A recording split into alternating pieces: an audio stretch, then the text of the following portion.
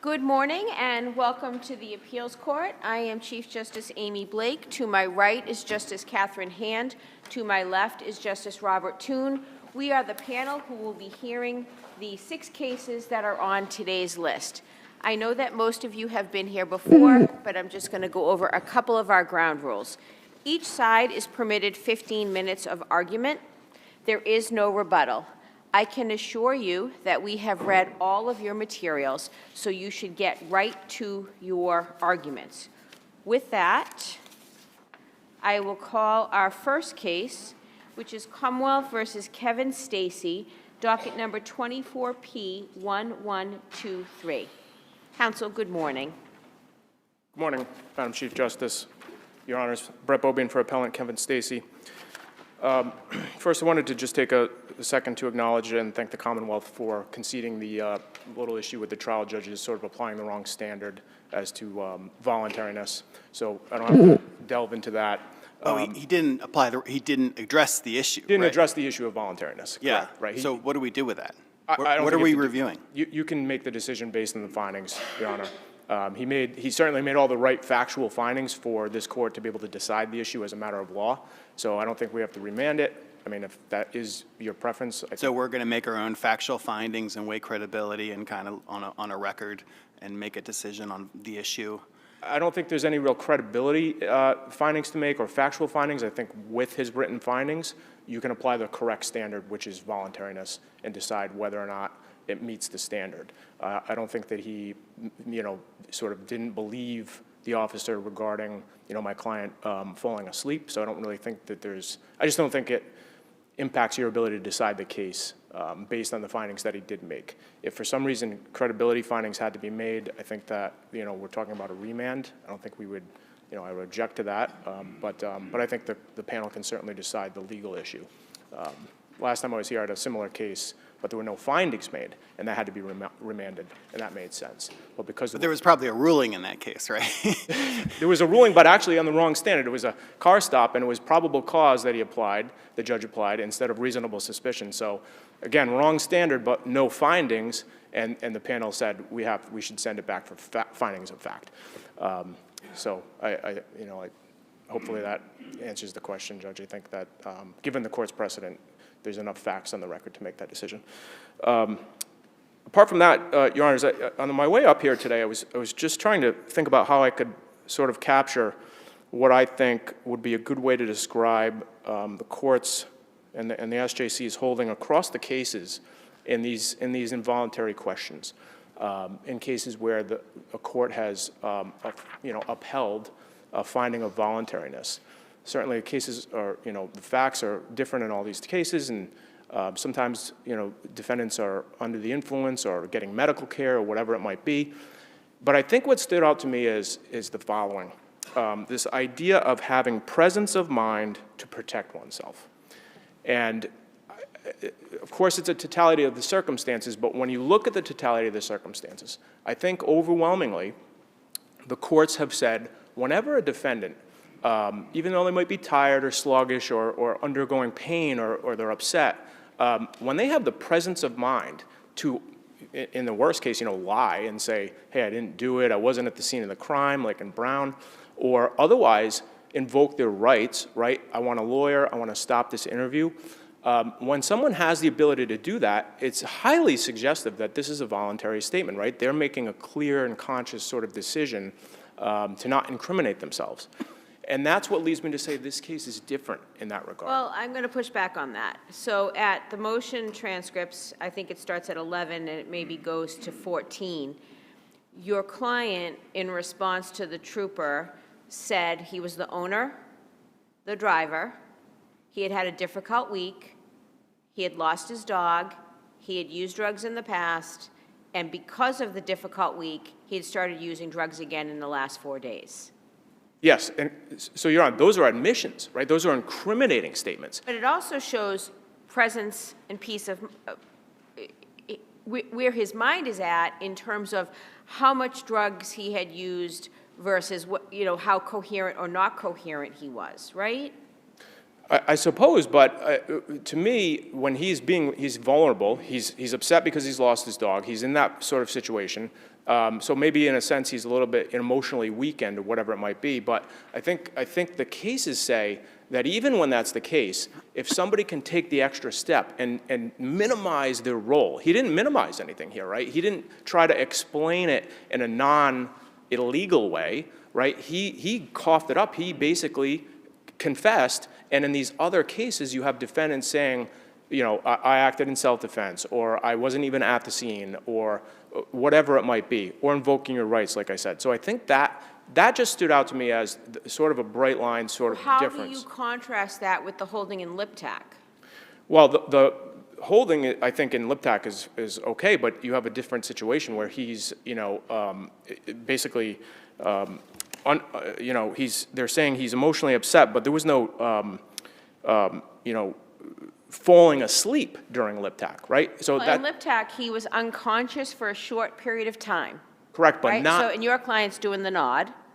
But LipTAC, it was before he gave the statement. So this case is different from LipTAC and all the other cases. Again, because it's not just, hey, he was sleep deprived or he was unconscious before the questioning or the statements. He's actually going off and on, flickering like a light bulb during the questioning, during the statements. My client's on the nod, in and out of consciousness, literally falling asleep. And again, So let me ask you this. Let's say that I were to agree with you. What's the prejudice? Because in this case, you have, I'm going to characterize it as overwhelming evidence of negligent operation and operating under the influence of drugs, and you have unchallenged statements to EMS and medical personnel. So where's the prejudice? Yeah, exactly. So the prejudice is, certainly there's evidence of guilt otherwise. I'm not saying there's not. Of course there is. But the Commonwealth's burden is to prove beyond a reasonable doubt that there's no prejudice. And we don't have to decide, right, what it absolutely have resulted in. It's not a question of is the evidence sufficient for a conviction. The question is, could it have been different without it? And the answer is yes, because fentanyl specifically is unique. It's not cumulative because it's not oxycodone. It's not alcohol, which is referenced in the medical records, and not fentanyl in the medical records. Fentanyl is an illegal drug. It's a street drug. It's got a bad name. It paints somebody as a drug abuser, right? Sort of a low life in a sense, where if you take out the fentanyl, which the prosecution relied on repeatedly during opening and closing, you take that out, and now you don't have a drug abuser. You have a patient who is taking his prescribed oxycodone. Right, but this is a one-car accident where he hit, if I remember everything correctly, a fire hydrant, a telephone pole, and a tree. That's correct. Exactly. And without... That's overwhelming evidence of some impaired operation. Or an accident. Maybe it's not beyond... Let's add the unconsciousness and the dilated pupils. Take out the statement about fentanyl. Yep, absolutely. So dilated pupils come from the oxycodone. The trooper testified, even with the amount he's prescribed, it could pinpoint his pupils, or there was the word back and forth dilate, whatever it might be. The tree, the hitting, the accident, all of that might have just been an accident. The jury could have looked at the records and said, okay, he's taking oxycodone. We don't have any evidence that he took more than he was prescribed. We didn't get any medical expert testimony about how much it would take to cause him to be fatigued.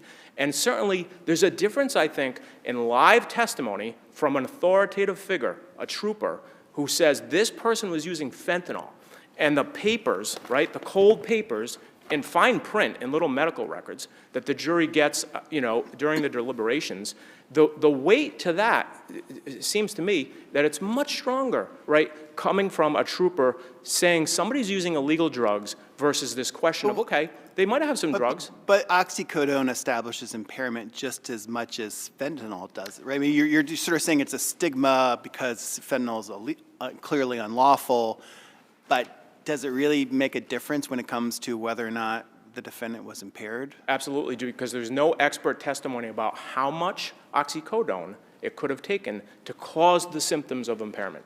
Even one, as the testimony shows, could cause pinpoint pupils. The Commonwealth did not introduce evidence of how much oxycodone my client took. So it Is there a case that says they have to? Because didn't he have oxy, fentanyl, and alcohol in his system? Well, according to the medical records, yes. But again, the timing isn't in the medical records. It could have been attenuated in time. The point is, beyond a reasonable doubt, the jury has flexibility without the fentanyl to ask the question, how much oxycodone, how much alcohol, when was that taken, okay, and assign an innocent explanation to it without, to get back to your question, Judge, oxycodone alone is not evidence of illegal impairment. The Commonwealth had to have introduced some evidence of how much was taken and how much the oxycodone. Well, is illegal impairment an element? Impairment's an element, right? Well, yeah, sufficient to find OUI or negative, Yeah, right? yeah. So, I don't quite get that. I know in terms of atmospherics, and it's you know, it makes the defendant look worse perhaps in the eyes of the fact finder, but doesn't make a difference with respect to the element.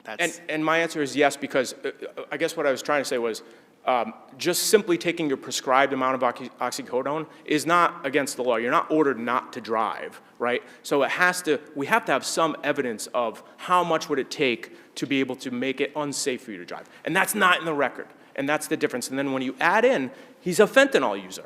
He's a lawbreaker already, right? I think the jury makes the leap. And again, there's evidence, but not overwhelming evidence, and it's not cumulative because it's different in kind. It's a different drug, and it was from testimony, not medical records. I'm not totally understanding that, though, whereas I think Justice Toone pointed out, there is evidence from the, presumably, from the defendant's mouth that he was taking alcohol, did take oxycodone and alcohol earlier in the evening together. So those two things, there's no requirement that there be proof of intoxication by one or the other necessarily. I'd have to check the appendix to the record again, Judge. I don't think that the defendant told the trooper that he had taken. Not the trooper, sorry, medical records. I'm looking at medical Right, records. right. Again, but just from the records, yes, they're there. But it's not overwhelming. Of course it's evidence. Of course it's, Isn't that powerful evidence to have the jury be able to see that it came from the patient is the one making the report? Sure. Maybe more powerful in some ways than having the trooper testify to that. I understand the imprimatur of official activity, but if you have someone say, I did this, I would think the jury would give some weight to that. And on a beyond a reasonable doubt standard, Judge, I think that without the fentanyl, it's fair that the jury could have said, yeah, sure, he made those admissions, but we don't know how much he took. We don't know if that's what really pushed him over the edge, right? Maybe he was in and out of consciousness because of the accident. He had hit, as Chief Justice pointed out, a tree, a fire hydrant, skidded off the road, right? There's no evidence of starring the windshield or any other things that indicate specifically what happened inside the car. I'm not making light of the fact that there was an accident, but there's nothing specific that suggested that there's a head injury in this particular case. No, not a head injury, but when you consider the fact that the trooper said, I didn't want to arrest him at the scene, he needed medical treatment, again, at that standard, all we have to do is show that it could have been different. The jury could have said, guy's in an accident, pretty bad damage, front-end damage was the other item, and he's going in and out of consciousness. They don't know anything about fentanyl, and okay, maybe some alcohol, maybe he's got a prescription, but I don't really know what happened here. I'm going to say not guilty. And that's the difference. That's the concept of prejudice. Well, the accident was in October at 7 o'clock at night, so notwithstanding how cold it is, there's no evidence here that there were bad road conditions, right? I don't think there's evidence of bad road conditions. And I think that there was something in the medical records that he didn't have a concussion or a head injury. He didn't have a concussion or a head injury? I thought that there was something about that in the medical records. I think that you could be right about that, Judge. I would say, as a juror, thinking about the situation from a common sense standpoint, as they're permitted to do, you're in a car accident. We all know what that's like. You're shaken up. Maybe he was tired. Maybe he was disrupted for whatever reason it was. I'm just saying there could have been another reasonable explanation, and without the fentanyl, it could have been a not guilty because of that, despite not affirmative evidence of a head injury. You add in the fentanyl, he becomes a bad guy, and that's the prejudice. Thank you. Thank you very much. Attorney Elliott. Good morning. May it please the Court. Assistant District Attorney Krista Elliott from Middlesex on behalf of the Commonwealth. Here, the defendant's statements to Trooper Mahoney were in fact voluntary, where the evidence showed that he was able to appropriately and accurately respond to all the evidence on the scene. In assessing voluntariness, the ultimate inquiry is whether, in light of the totality of the circumstances surrounding the making of the statement, the will of the defendant was overborne to the extent that the statement was not the result of a free and voluntary act. And here, all of the defendant's statements were very clearly free and voluntary. Can I take a step back just for a second and ask, with respect to the treatment of the motion to suppress, is it your suggestion that we treat the motion to, we assume that it was incorrectly denied? How do we treat the motion to suppress where the judge just didn't address the topic? Well, certainly we do concede that the judge should have addressed voluntariness. I do agree with my brother that based on the record that this court can assess the voluntariness and make a judgment on the record as it stands. So we make an initial finding? I'm sorry, Your We're Honor? going to make an initial finding of voluntariness here? I think that the court can can establish that, can look at the record and make a finding as to whether or not the record establishes that the Commonwealth showed that the statements were voluntary, particularly where the order makes a point to credit the testimony, or based on the credible evidence is, I believe, how the order reads. So the judge did, in fact, credit the testimony, and I think based on that testimony, this court can, in fact, make that appropriate finding. I do want to... I want to parse that, though. We can't make findings of fact. That's a full stop. We cannot do that. So is this a conclusion of law? Yes, it's a conclusion of law, Your Honor. So Yes. let's choose our words carefully. I do apologize. Yes, you would be able to conclude based on the facts as they were found by the motion So judge. taking the motion judge's facts. Yes. You think we can conclude that his statements were voluntary, and that is not a finding of fact, that is a conclusion of law. Correct. That is correct, Your Honor. I apologize for misstating. Can you point me to any case where we or the Supreme Judicial Court have done this, where the judge doesn't decide an issue and it goes up and then we say, well, we're gonna decide that issue is a matter of law based on the record? Do you have any examples of that? I apologize. I don't have something off the top of my head that directly states that. Certainly, it's a well-trodden case law that where there is a judge that has made, an erroneous finding, I think it is more analogous to a situation where you have a judge that improperly applies the facts to the law, and then this court, of course, always then applies the facts to the law appropriately. But usually there's like a ruling, right? There's a ruling on the issue, right? It may be completely wrong or the wrong standard or something like that, but there's something that we're looking at. Here it's just the judge is like, wow, this wasn't investigatory, so deny, right? It's a very strange situation, so I'm not sure I understand what we're doing here. I'm certainly happy to take a look at that and submit a letter if that would be helpful to this Well, panel. can we pass on the question of voluntariness and decide it on prejudice? I think you certainly can. So where we look at the defendant's statements, as the panel has already suggested, that this evidence against the defendant was here overwhelming. He could not possibly have been prejudiced. These statements would have been harmless beyond a reasonable doubt, where the evidence included his myriad other unchallenged admissions to medical professionals that he had taken an opiate prior to crashing his vehicle. The medical records are full of references to his admissions to both taking alcohol and to taking oxycodone earlier in that evening. And based on that, coupled with the observations of the trooper on the scene, coupled with the car accident, there is overwhelming evidence of operating a vehicle while impaired. Well, your colleague makes a really interesting argument that, fentanyl is different, it's clearly unlawful, has sort of a stigma quality to it. That's coming in, might not have come in if this had been suppressed. So how do we assess that? I understand there's an argument that the oxycodone comes in through the records, but what do we deal with sort of the separate impact of the fentanyl statement? So this is something that was not raised below, so the record has not been developed on this point. So this is something that, I'm not sure if this court can take judicial notice of the potential impact from a sociological perspective on a jury of fentanyl, because this is something that is raised for the first time on appeal. But that being said, I am not aware of any case law that would automatically preclude a finding that this testimony would have been harmless beyond a reasonable doubt in this context, particularly given all of the other evidence that was certainly and unchallengedly properly before the jury. Is there a difference in just looking at the issue of impairment? Could a jury have sort of said, well, oxycodone impairs you to X degree, but fentanyl impairs you to Y degree, and therefore make a difference just with respect to the degree of impairment? Is that possible? I don't think based on the record, no, because the the testimony from the Commonwealth's expert did walk through the effects of oxycodone and fentanyl, and they were described as being relatively similar, if I recall correctly. And so I don't think that on this record and with that expert testimony that we would have that concern here. One other kind of interesting thing I'd like to draw this court's attention to, if you would indulge me, is that during the motion to suppress, and this is going back to the voluntariness of the statements, Trooper Mahoney on page 9 of the motion to suppress page 10, described what it means to be on the nod. It said it's like they're here talking to you, then they put their head down and they kind of go out of it, and then he would come back up and then start talking about the same conversation that we were having 10 seconds prior to that, before he went unconscious or asleep, or however you want to phrase it. So it was very clear at the motion that, based on that testimony, that although this defendant was on the nod, it's not the same as actually losing consciousness in the sense that we would think of it if somebody, hits their head and loses consciousness. It's somebody that kind of goes out for 10 seconds and comes back and resumes the same conversation. And I do think that that is important when assessing voluntariness, when assessing whether or not this is somebody who was able to have the appropriate cogent conversation that he clearly did have with the trooper.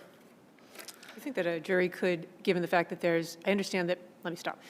I'm working from the proposition that the jury might not be able to make a layperson's assessment of what the effect of either of the two drugs at issue here was on someone's mental coherence. There is evidence also of alcohol in the medical records. Is this a situation where the jury could apply its common knowledge to say that even if you're in and out, you may not overall have the ability to process information in the same way that a person who's intoxicated by alcohol might not have the ability to process information, even if alert and capable of carrying on a conversation?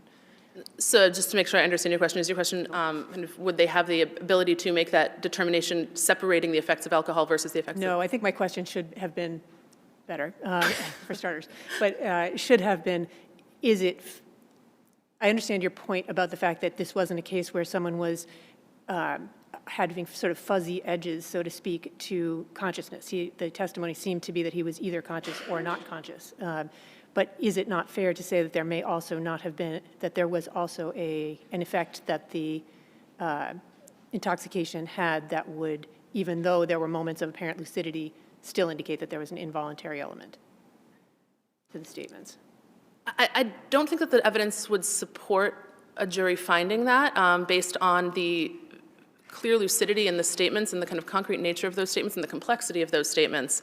We have statements from the defendant about that he was operating, and that they've already been discussed here, that his dog had passed earlier in that week, that he had started taking medication. I mean, these were relatively complex statements. And I think it's important to note how far beyond these types of statements the line really is before this court and before the SJC has generally found involuntariness. And I would point to Commonwealth v. Hosey, that's out of the SJC.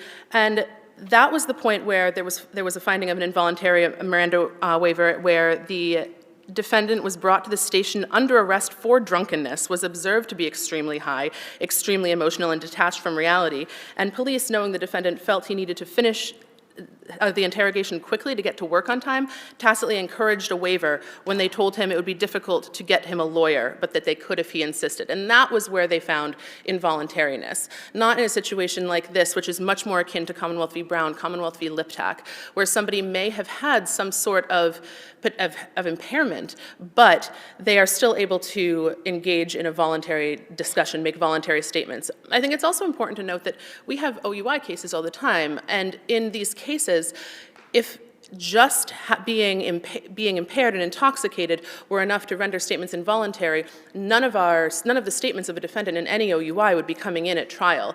And I think that that's really what this comes down to here, is that if these statements that are where we don't have any injuries, we just have somebody who is intoxicated, if these statements are involuntary, so is every other voluntary statement in any of our OUI cases.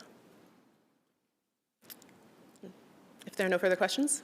I don't see any. Thank you both. Very well argued. Case is you very under much. advisement. Our next case is Commonwealth versus Terry Lewis, docket number 24P1267.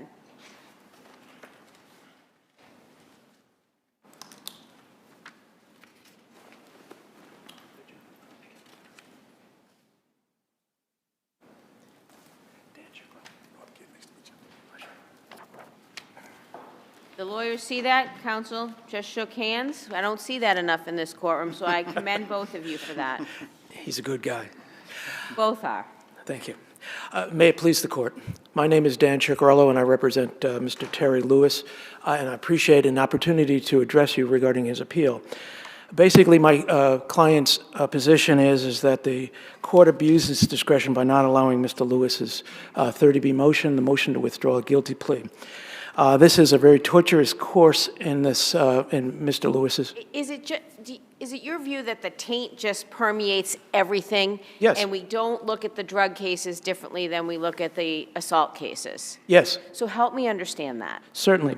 I'm glad that you asked that question. So there was two drug cases and two domestic cases. So basically, there was this nexus or linchpin that connected all of them, and that was the lies of the defense counsel. Question. Not only that, the defense counsel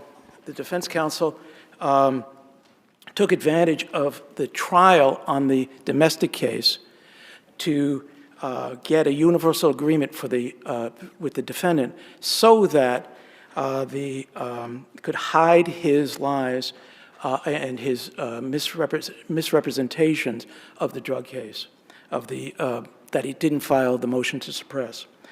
And he accepted it, Mr. Lewis accepted it, primarily because he had been incarcerated.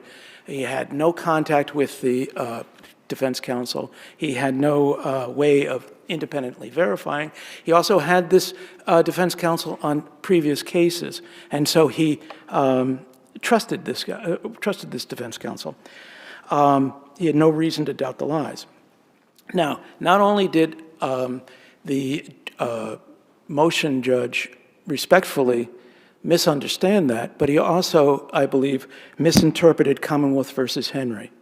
And I also believe that the drug cases that my learned brother had presented, I believe that that's also misinterpreted, because the whole point of the Dugan cases, this Commonwealth versus Henry was a Dugan case, I believe, and the whole point of it is that these were unicorns. My case is a horse, is a draft horse. The Commonwealth versus Henry, the Dugan cases, and the Farrar cases were all special cases, and special litigation was done to make special elements for these type of cases. And so it was. The special element, though, wasn't the special element the presumption that the defendant was entitled, was the finding of misconduct that entitled the defendant to a presumption of impropriety on that charge? Right, egregious governmental misconduct. Right. So if we see this situation where it's not governmental misconduct, understood, but if we apply sort of the same reasoning and say if your lawyer lies to you in these particular ways, you're entitled to also have it presumed that that one step of the process, of the two-part process, is satisfied.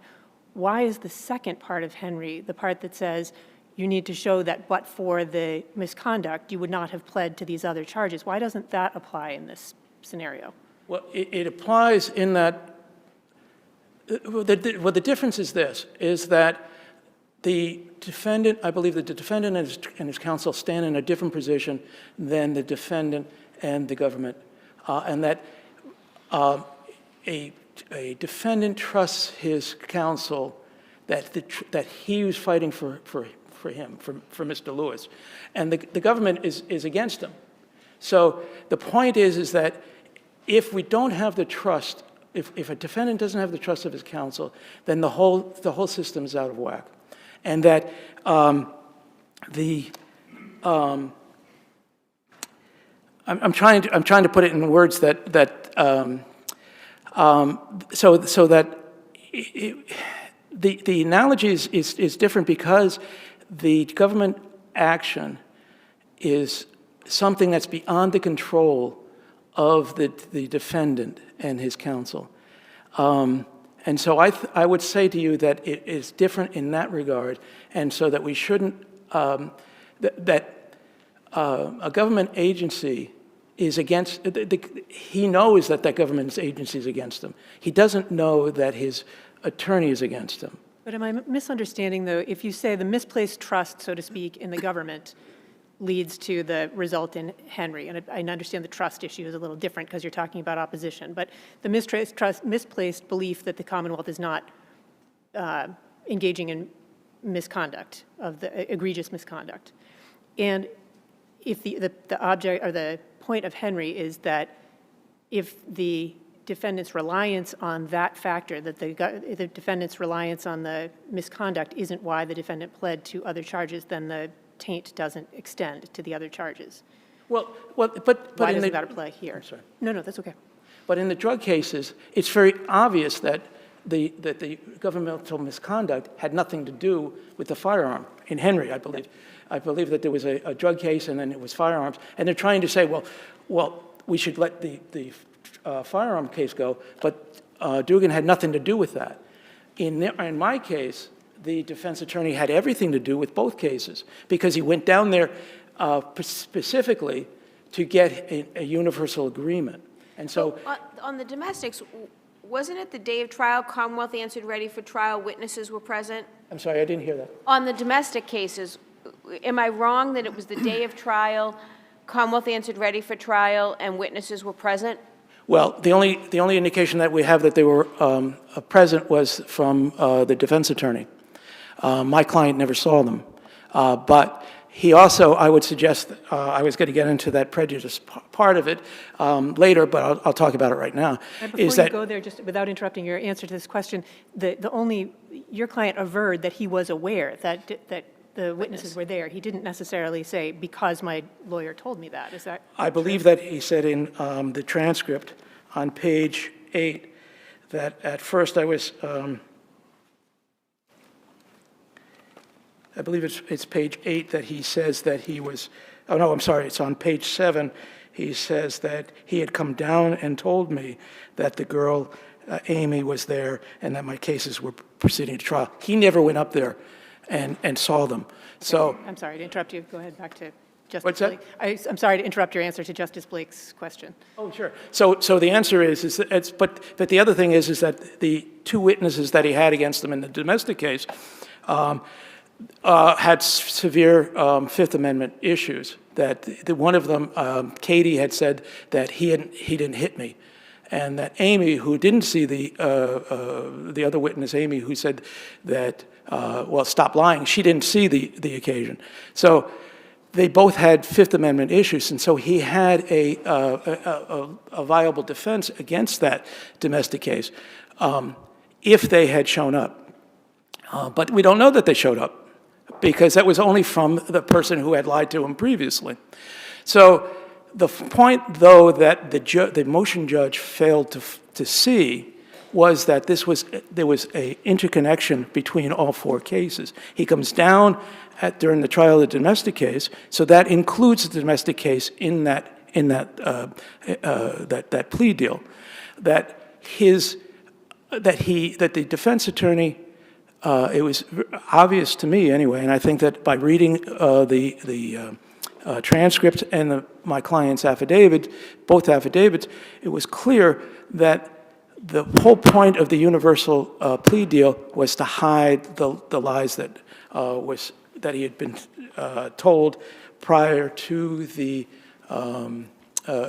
regarding the drug case. You're essentially saying this was an indivisible plea package, and the Commonwealth points out we have no, I think, reported cases in Massachusetts that make that distinction. I know other states do. Do you agree with the Commonwealth's assessment that we don't have a reported case that does what you're asking us to do? Yes, the only ones that I found were the Dugan cases, Okay. in which people had said that, well, because there's egregious misconduct in the drug, I should have my firearm case kicked out. That, I would say, is that there's no link at all between those two of them. even though I hate to admit it, and, because I have other clients I've argued the other way. But I would have to admit now, of course, that that we shouldn't adhere to those cases. That this case is totally different. It's as I said, it's a draft horse. I mean, this is. I would think that the judges who, in their infinite wisdom, who came up with the Safarian case decision, this is exactly what we're talking about. This is misconduct. This is totally behavior far below anything expected of an ordinary. But Safarian still has the standard claim-by-claim analysis, right? I mean, there are structural Sixth Amendment violations that kind of put everything Yes. up to, but those are pretty rare, right? And normally, it's each claim, was there ineffective assistance of counsel, was there prejudice as to that particular count, right? And so I guess I don't quite understand what gets you out of that, just looking at through the lens of the standard ineffective assistance of counsel. You really have to make your case as to the domestic charges, and I'm not sure the affidavit really gets you there, because it's kind of vague and it's not really clear what the misrepresentation was, whereas in the case of the motion to suppress, it's very clear what Mr. Kelly's, misstatement was. Well, I would argue that lying to your client about filing motions in a criminal case is about as far below ordinary fallibility. That's structural. That happens in one of your many counts. Everything that lawyers representing you for should be kicked out. Perhaps. I mean, It is. I'm not to minimize it. It's a very serious thing for your defense lawyer to lie to you. Of course. You're talking category. Yes. Yes. Yeah. I understand. Is it a structural problem that kind of setting aside whether the logic of Henry applies here? Just looking at ineffective assistance of counsel, I always thought you need a little bit more to establish a structural violation along these lines. Fair enough. I mean, I would argue that it's all that wrapped in. That it's not only that, not only my universal plan, but it's also so egregious that it's part of that also. And I think that we fit the, as I said before, I think we fit the prejudice standard. But I also argue that it was newly discovered evidence, that the judge could have, the motion judge could have also found that it was newly discovered evidence, because it's certainly evidence that he found. He testified, I think he found 3 years later when he was on a federal federal Was charge. that raised below the issue of newly discovered evidence? Commonwealth suggests in his brief at page 30 that that was not raised by you below, newly discovered evidence. Right. That is correct.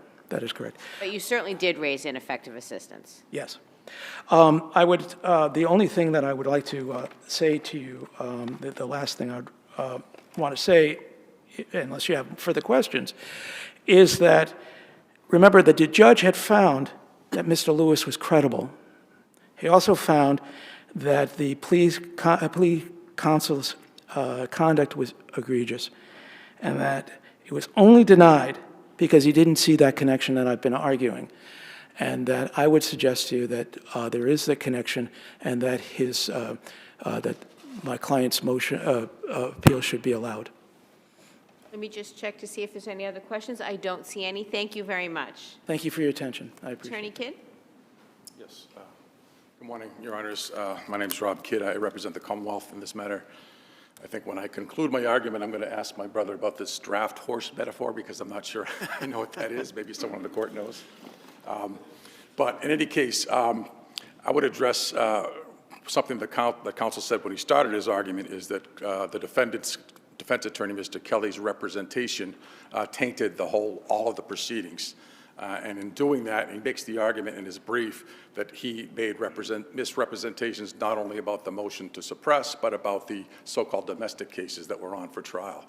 And I think I pretty aptly pointed out in my brief that that is not the case, that he has not made the showing that Mr. Kelly made any misrepresentations. Mr. Kelly merely told him that the Commonwealth had witnesses present in the courtroom, that those witnesses would have been the defendant's girlfriend and that her friend, and as the defendant himself testified, the friend had been to almost every single court appearance before that. So a reasonable inference can be made that at least the friend was likely present. But he's trying to, in his brief, he explicitly says that counsel lied to him in telling him that they were going to testify against him, that these witnesses would testify against him. He never said that. And as I said in the brief, we don't know oftentimes in district court what witnesses are going to say on the day of trial, especially district court, domestic assault cases. And it very well may have been that, as happens, witnesses are present, and Mr. Kelly probably had not spoken to them. I don't know. But in any case, the point is he has not made. But you don't disagree that this was a deal, right? That he was going to wrap all open cases. This was a global resolution to a bunch of cases, right? You agree with that? It was what they used the term package deal in Package district deal. court. Yes. And you would agree that what Mr. Kelly did with respect to the drug cases, we know what the disposition for Mr. Kelly was. How does that not taint the entire deal? Well, I cited some cases, so let's start with Chetwynd. And Chetwynd is a case that tells us clearly that in a situation exactly like this, Chetwynd held that that was de facto almost like egregious conduct, not governmental conduct. And Chetwynd said that he was entitled to a new trial in that case because of the conduct. Chetwynd also said we're not even going to worry about the other thing, the prejudice thing, the prejudice prong, because it's so serious, and I think Judge Hand alluded to that. So in this situation, this is analogous to the Dukin cases. The egregious conduct is on the part of the attorney. And that is automatically shown here in these particular drug cases. That's done. Then you go on, you don't even have to worry about prejudice in that case. Then you go on to the other cases, the non-drug cases, if you will, and you use the standard analysis, which is the second prong. Was there misconduct, and would the defendant have pled to this if he had known about the misconduct, I guess is what you would say. So this is like the Dukin cases insofar as. Can I ask you about that? Because in the Dukin cases, right, the court was able in Henry to kind of divide the two, because for the drug crime lab misconduct clearly affects the drug charges, clearly doesn't affect other charges like firearm charges, right? So there's a real separation. Here, the problem was a disloyal defense attorney, right? And, there are cases talking about structural Sixth Amendment there. Either you don't have a counsel or you have a counsel who has a very serious conflict of interest. That's a structural error that kind of just takes away the value of the lawyer in the Sixth Amendment right across the board. So here, it doesn't seem so easy to kind of segregate out, because the defendant was represented by the same lawyer for all these different charges. And I understand your point that he hasn't made really a strong case of prejudice as to the domestic charges, but there does seem to be a problem that he was entitled to loyal, honest representation by his defense lawyer. He didn't get that. So it's kind of a little bit hard to kind of slice and dice the various charges in this context, because that's a problem that is pretty, I don't know if it rises to the level of structural, but it's pretty serious. I understand. The motion judge, I would point out, first of all, that the defendant in his affidavit never even says, he never says that I would not have pled guilty had I known of Kelly's misconduct. All he says is the result would have been different. He hasn't made that showing. The judge, in his findings, he said that the defendant had not even made the showing with respect that he had viable motions to suppress that he gave up in exchange for this package deal. I understand what Your Honor is saying about this ethical attorney issue. Maybe it is sui generis, as they say, but I say that looking at the Dukin line of cases, which is all we have to look at, the plea, we need to look at these separately. And I cited a case, Commonwealth versus Perez. It was a Dukin case, but it was similar to this case in which the defendant had several matters vacated in which Dukin was the chemist, and then he went back as part of a quote-unquote package deal, and then he went back to get the non-Dukin cases vacated. I think it was a firearms charge, and the court said no. And the reasoning the court said is, he needed to show that this was a package deal, and the court cited a number of things. This is unpublished. They cited a number of things that pointed to the fact that the charges did not rise and fall together.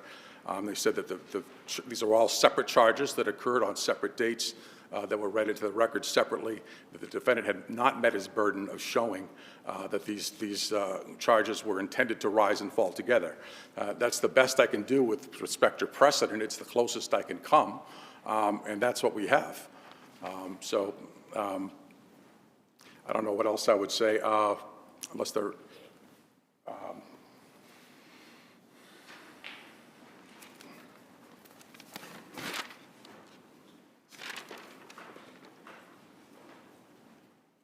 Yeah, I mean, I would prefer to just rest on my brief. I really don't have anything else to say.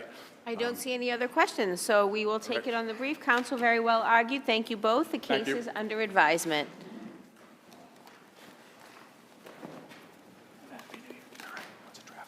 Our next case is Commonwealth versus a juvenile, docket number 24P578. As counsel approaches, just a reminder that this case is impounded, so you must use pseudonyms or other appropriate characterizations.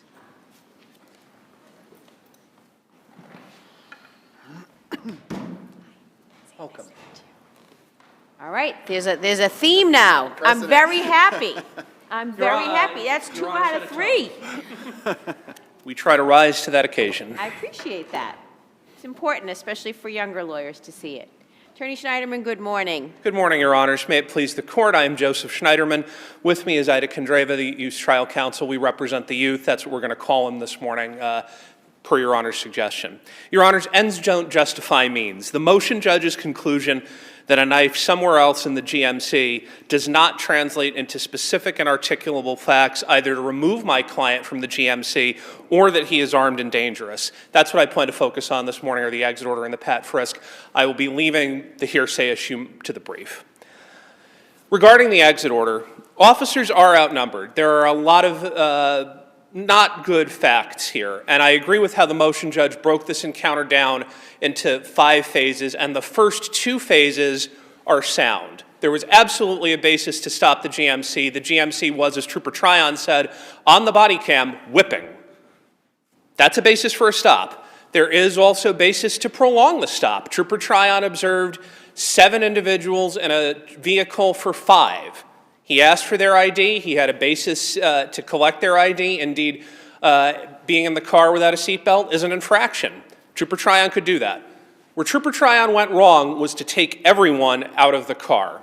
Passengers, as this court and the SJC have recognized, exit orders to passengers require passenger-specific suspicion, and I want to be clear about that. The exit order here is on officer safety grounds. It is not... All right, pause right there. Sir. Does he know at the time he orders them out that there's a second knife that hasn't been discovered? Yes, he does, Your Honor. How is that not an officer safety issue? Your Honor, the fact of a knife standing alone is not an officer safety issue. The fact of a knife... 7 individuals, 1 trooper. We have 1 knife that's been discovered. We've got drugs that's been discovered. 7 people in a car and a missing knife. What's he supposed to do?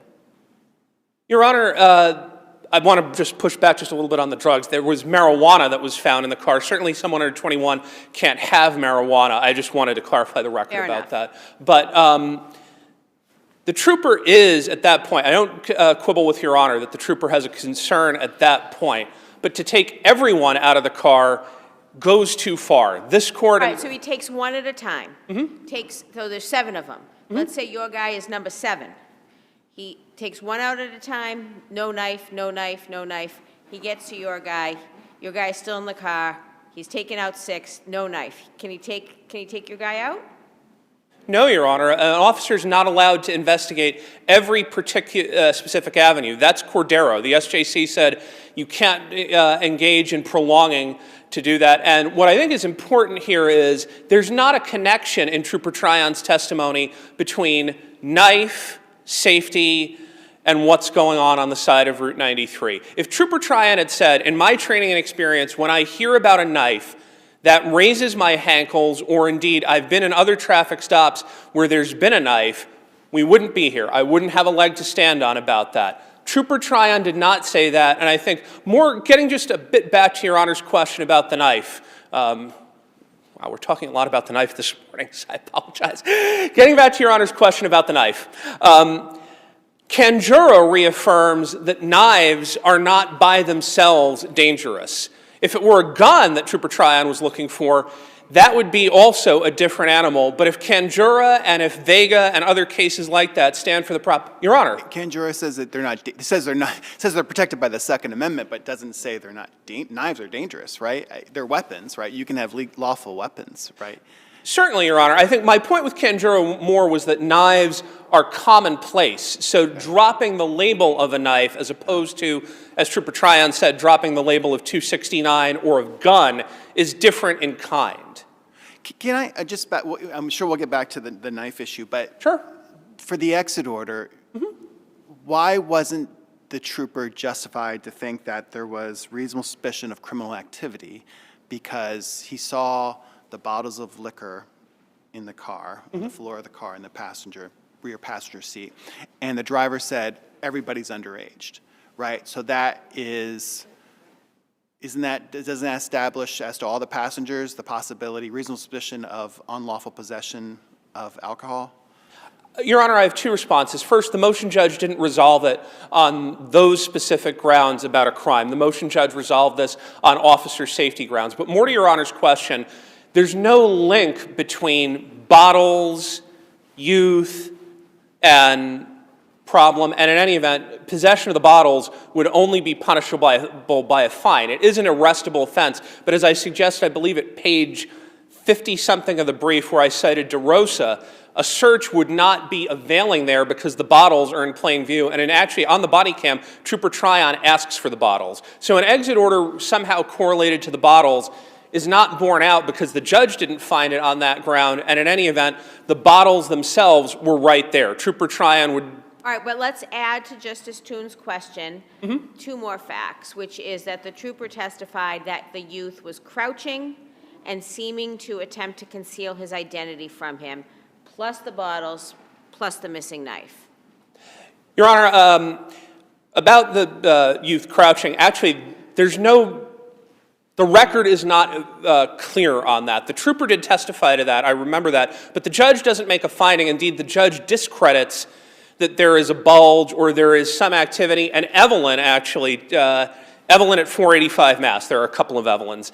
Evelyn says that lack of contact between an officer and a person of color isn't really as probative as otherwise because people of color have fear of the police. So I think appreciating Your Honor's points that we have bottles, we have something about that. We don't have enough without something more from Trooper Tryon about that. But actually, I think this is as good a segue as any into the question of the Pat Frisk, which is there's nothing suspicious about my client specifically. Trooper Tryon acknowledged on cross, my client was nothing but compliant. There's no background to color this stop, i.e. that it's a high crime area, that in Trooper Tryon's experience, stops on I-93 are uniquely dangerous, or that I-93 is a drug corridor. I've heard that in other cases about I-91 or other locations. So we don't have a background to color the stop, so the facts for the Pat Frisk must arise from Trooper Tryon's observations in the moment of the stop. Can I ask you a question about that? Sure. We have body cam video that the judge reviewed, and the judge determined that it was not credible when the trooper testified that he saw a bulge and some manipulation of clothing to conceal it. We review the body cam video independently. What do we do if we disagree with the judge's assessment on that point, or finding on that point? Your Honor, you do review the body cam independently. Having looked at the body cam and the specific time where my client comes out of the car, which is at 13 minutes, 40 seconds just about, you really can't see anything. The only way that we even see a bulge is when Trooper Tryon, or the prospect of a bulge, is when Trooper Tryon grabs my client's waistband. That's at 13 minutes, 44 seconds, and then 1 second later he says 269. So it's a finding of fact. This court does owe it deference, but I think even independently reviewing, excuse me, the body cam, there's not enough to go further or to reverse on that ground, and indeed reversal on that ground would collide with Garner, Jones-Pennell, and all of these other cases that motion judges, at least as to facts, deserve much deference. The fact is clearly erroneous in our estimation. Exactly, unless the fact is clearly erroneous in your estimation. Actually, Your Honor, I'm glad you asked me about clear error, because the motion judge did make a finding of fact that is clearly erroneous that goes to both of these issues, which is she said my client was breathing heavily. He was not breathing heavily. I've rewatched the body cam actually at that same time, 13:42 or 3. This all happens very quickly. Indeed, it's 12 seconds between when the trunk comes out, my client comes out, and Trooper Soto puts my client in cuffs. At about 13:40, when Trooper Tryon asks him, do you have anything on him, he says no. You can't hear him breathing heavily or otherwise. And in any event, nervousness is not really probative of suspicion. That's Barretto, for example. We don't have yelling or a ruckus, as counsel elicited on cross-examination. We don't have a background. The observations during the stop don't laser focus in or zoom in on my client. And I think the point, any suggestion that the gun would have inevitably been discovered is not sound, because the Commonwealth did not excuse me, let me take a breath. The Commonwealth did not establish inevitable discovery at the hearing. The Commonwealth bore that burden to establish inevitable discovery at the hearing. That's been reaffirmed as recently as McCarthy. They didn't take any steps to do that, and it correlates back to their burden to establish the propriety of this search generally, because warrantless searches are presumptively unreasonable. So we don't have laser-focused suspicion on my client. We have clearly erroneous facts.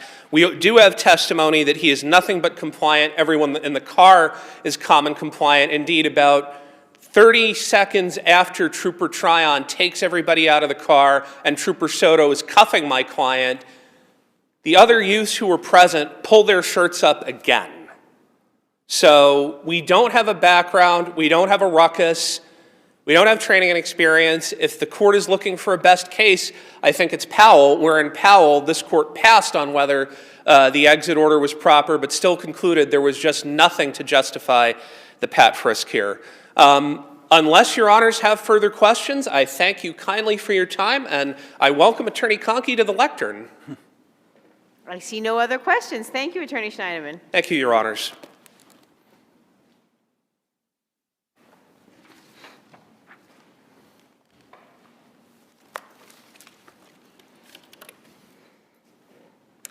Good morning. May it please the court, ADA Lindsay Conkey for the Commonwealth, asking this court to affirm the adjudication of the juvenile as delinquent.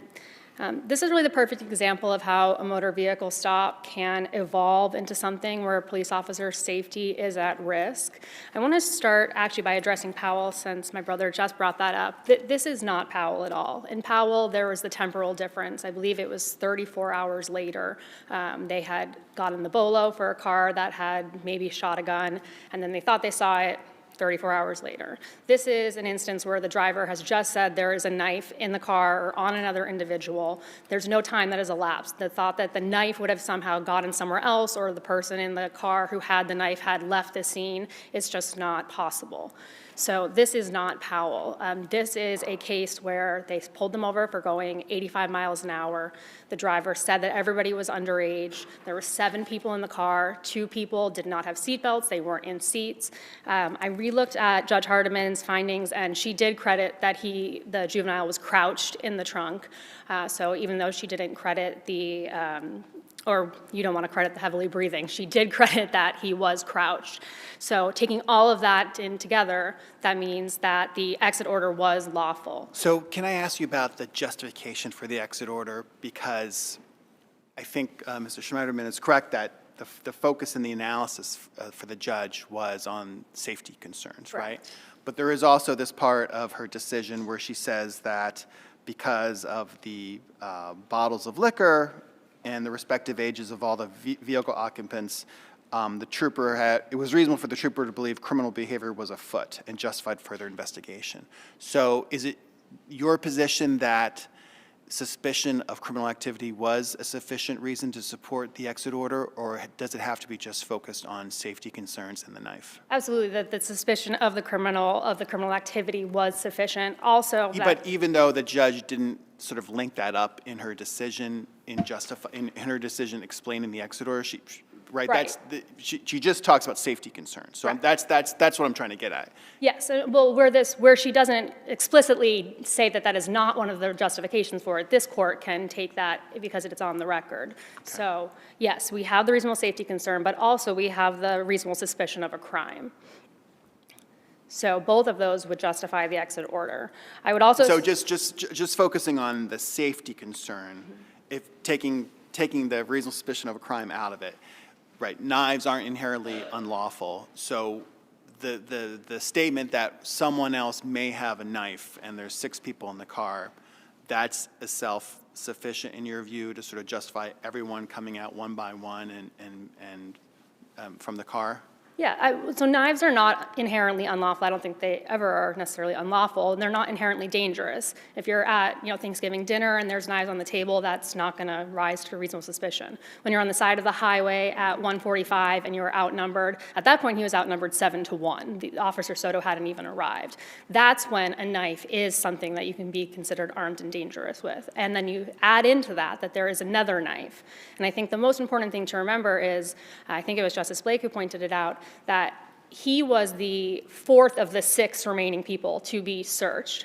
So at that point, we have over half of them have been searched at that point. It's like 67%, right? So each time you're searching somebody and they don't have it, the likelihood is increasing. So the reasonable suspicion for the officer is increasing that it's going to be on the juvenile or I believe he was the second to last person who was searched. How does the officer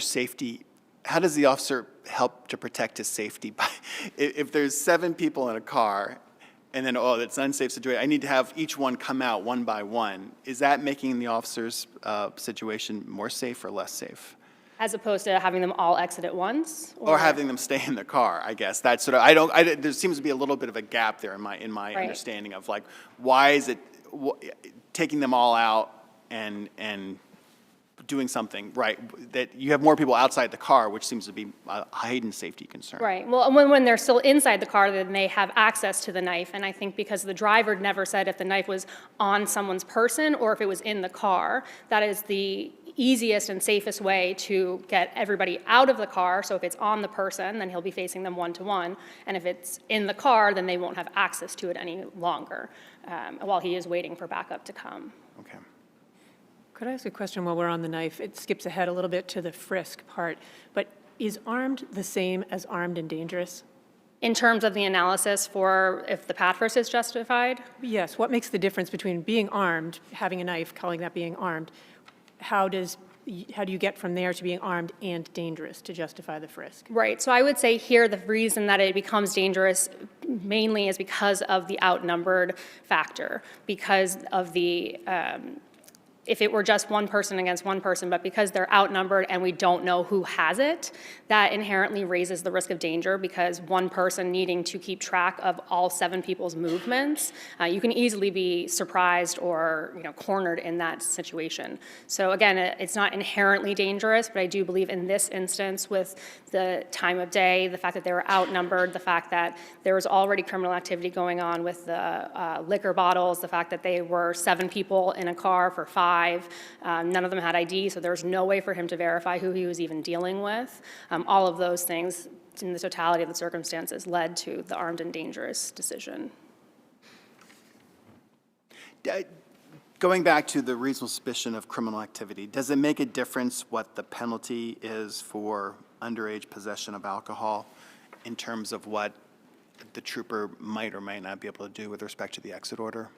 I don't think so. I think the fact that it's criminal activity itself, it's no longer a civil infraction, it's now a criminal activity. So as opposed to a seatbelt violation, would there be a difference? I mean, there's no basis for a seatbelt violation to do an exit order of everybody in the car. Not without anything else, no. Okay, but it's different because it's a criminal violation. Right.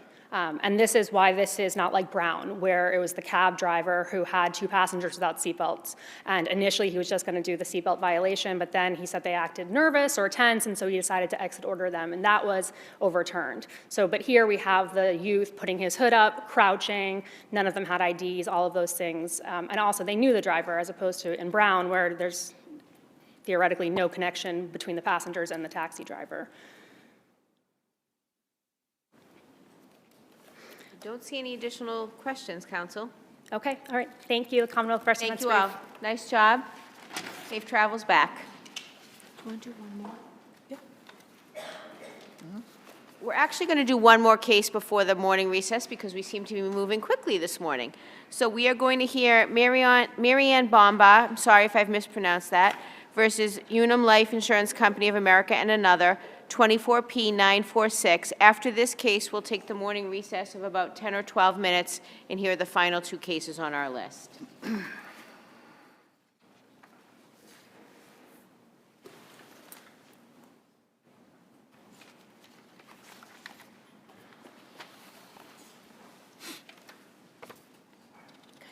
nice to see you.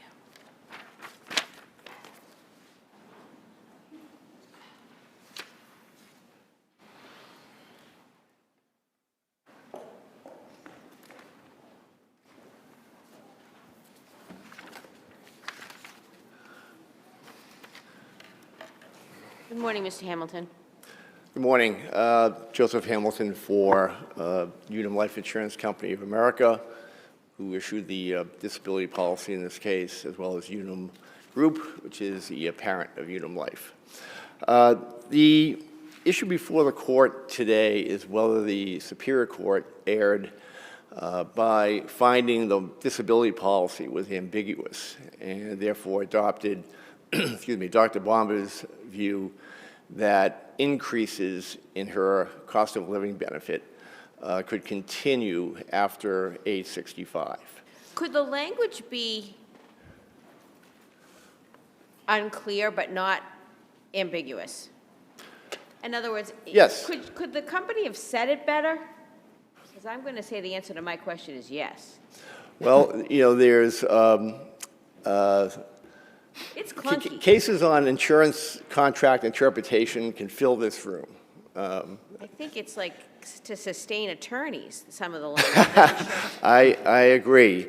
And I've been doing this for decades, and there's no end to the creativity that counsel will use to try to get a meaning to what. So why isn't the plaintiff's interpretation of the language reasonable? All right, let me address that. I think you have to kind of walk it through the policy a bit.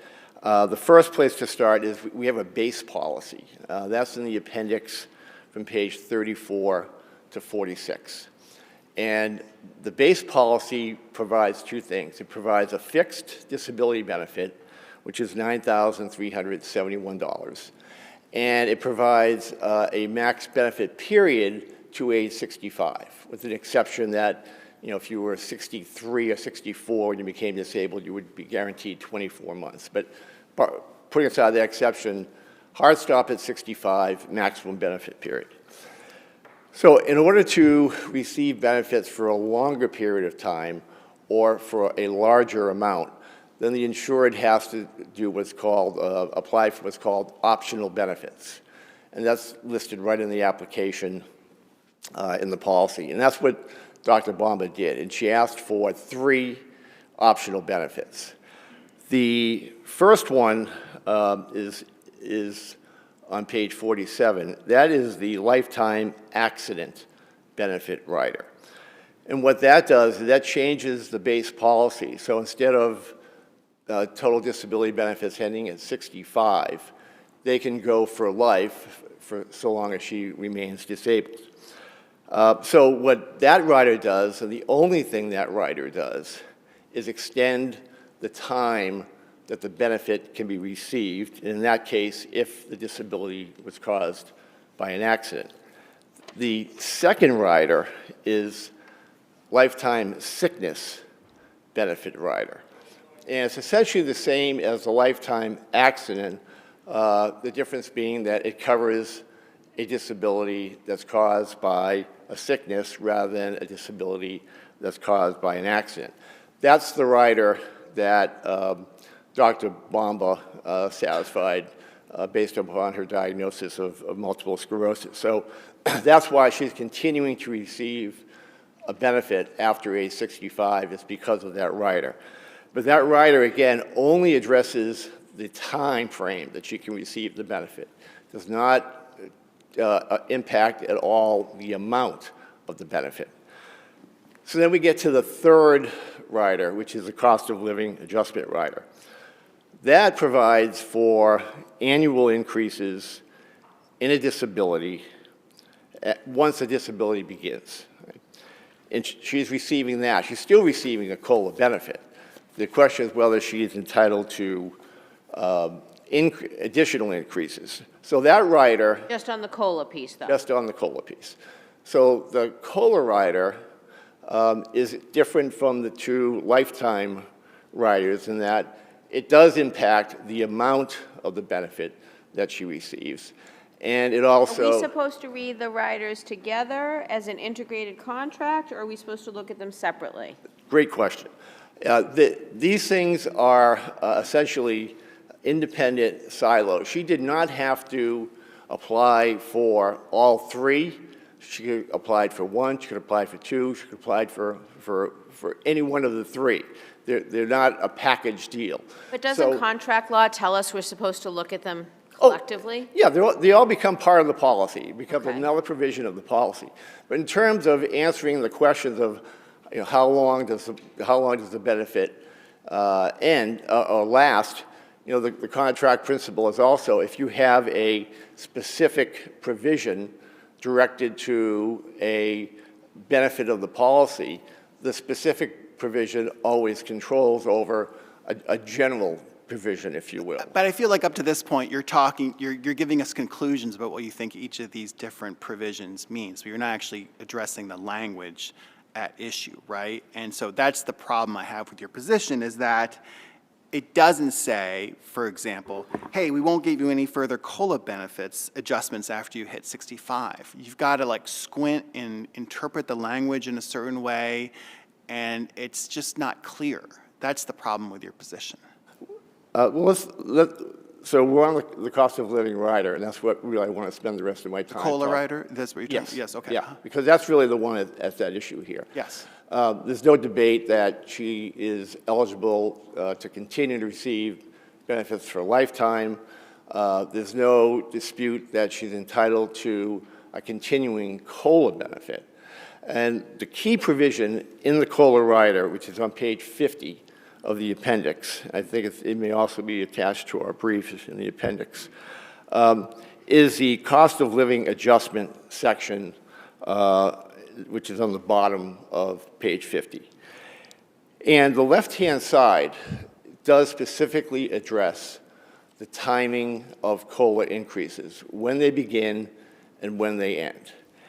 And it says, on each anniversary of the first day of a period of disability, which began while the rider was in effect, we will increase the maximum disability benefit, and skipping something that doesn't apply, 3 conditions that she has to satisfy. First one, you are disabled. Yes. So because she continues to be disabled, she's eligible for annual increases. Your disability is caused by an injury or by a sickness that begins after the rider became effective. Check that box. She was disabled due to a sickness. The third one is, again, the language is, we will increase the maximum disability benefit if the policy anniversary when your age is 65 has not occurred. So once that policy anniversary does occur, then there's no longer a trigger for an additional COLA increase. It seems to be a leap there, though. I mean, why can't you just read that as sort of saying that means you're initially eligible for the COLA increase?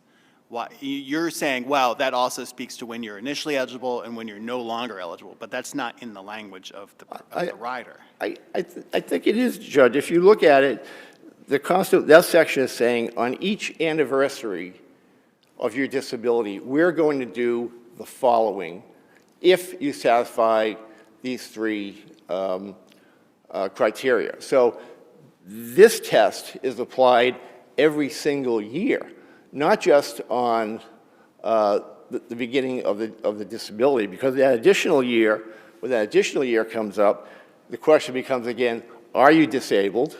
Yes or no. Is it still caused by an injury or sickness? Yes or no. And has the policy anniversary after age 65 occurred? So she has to satisfy those conditions on every policy anniversary. It's not just once you're in, you're in. This is an annual increase, and it's an annual test that she has to satisfy. So under the policy, Yep. would there be any circumstances in which the plaintiff would have been eligible to get the benefit if she became disabled after the policy anniversary date and she had attained age 65? If I have the question right, Your Honor, let's assume that Dr. Balmer became disabled at age 66. Sure. She would not be eligible for any benefit because the policy requires the disability to begin prior to age 65. And that's by reading both riders, or That's under the base that's policy. the whole policy? Yeah, and I believe it's also in both of the lifetime riders. If you have a disability that begins After she's turned 65. before or before 65, I can. So the policy anniversary date doesn't matter there because she's attained age 65?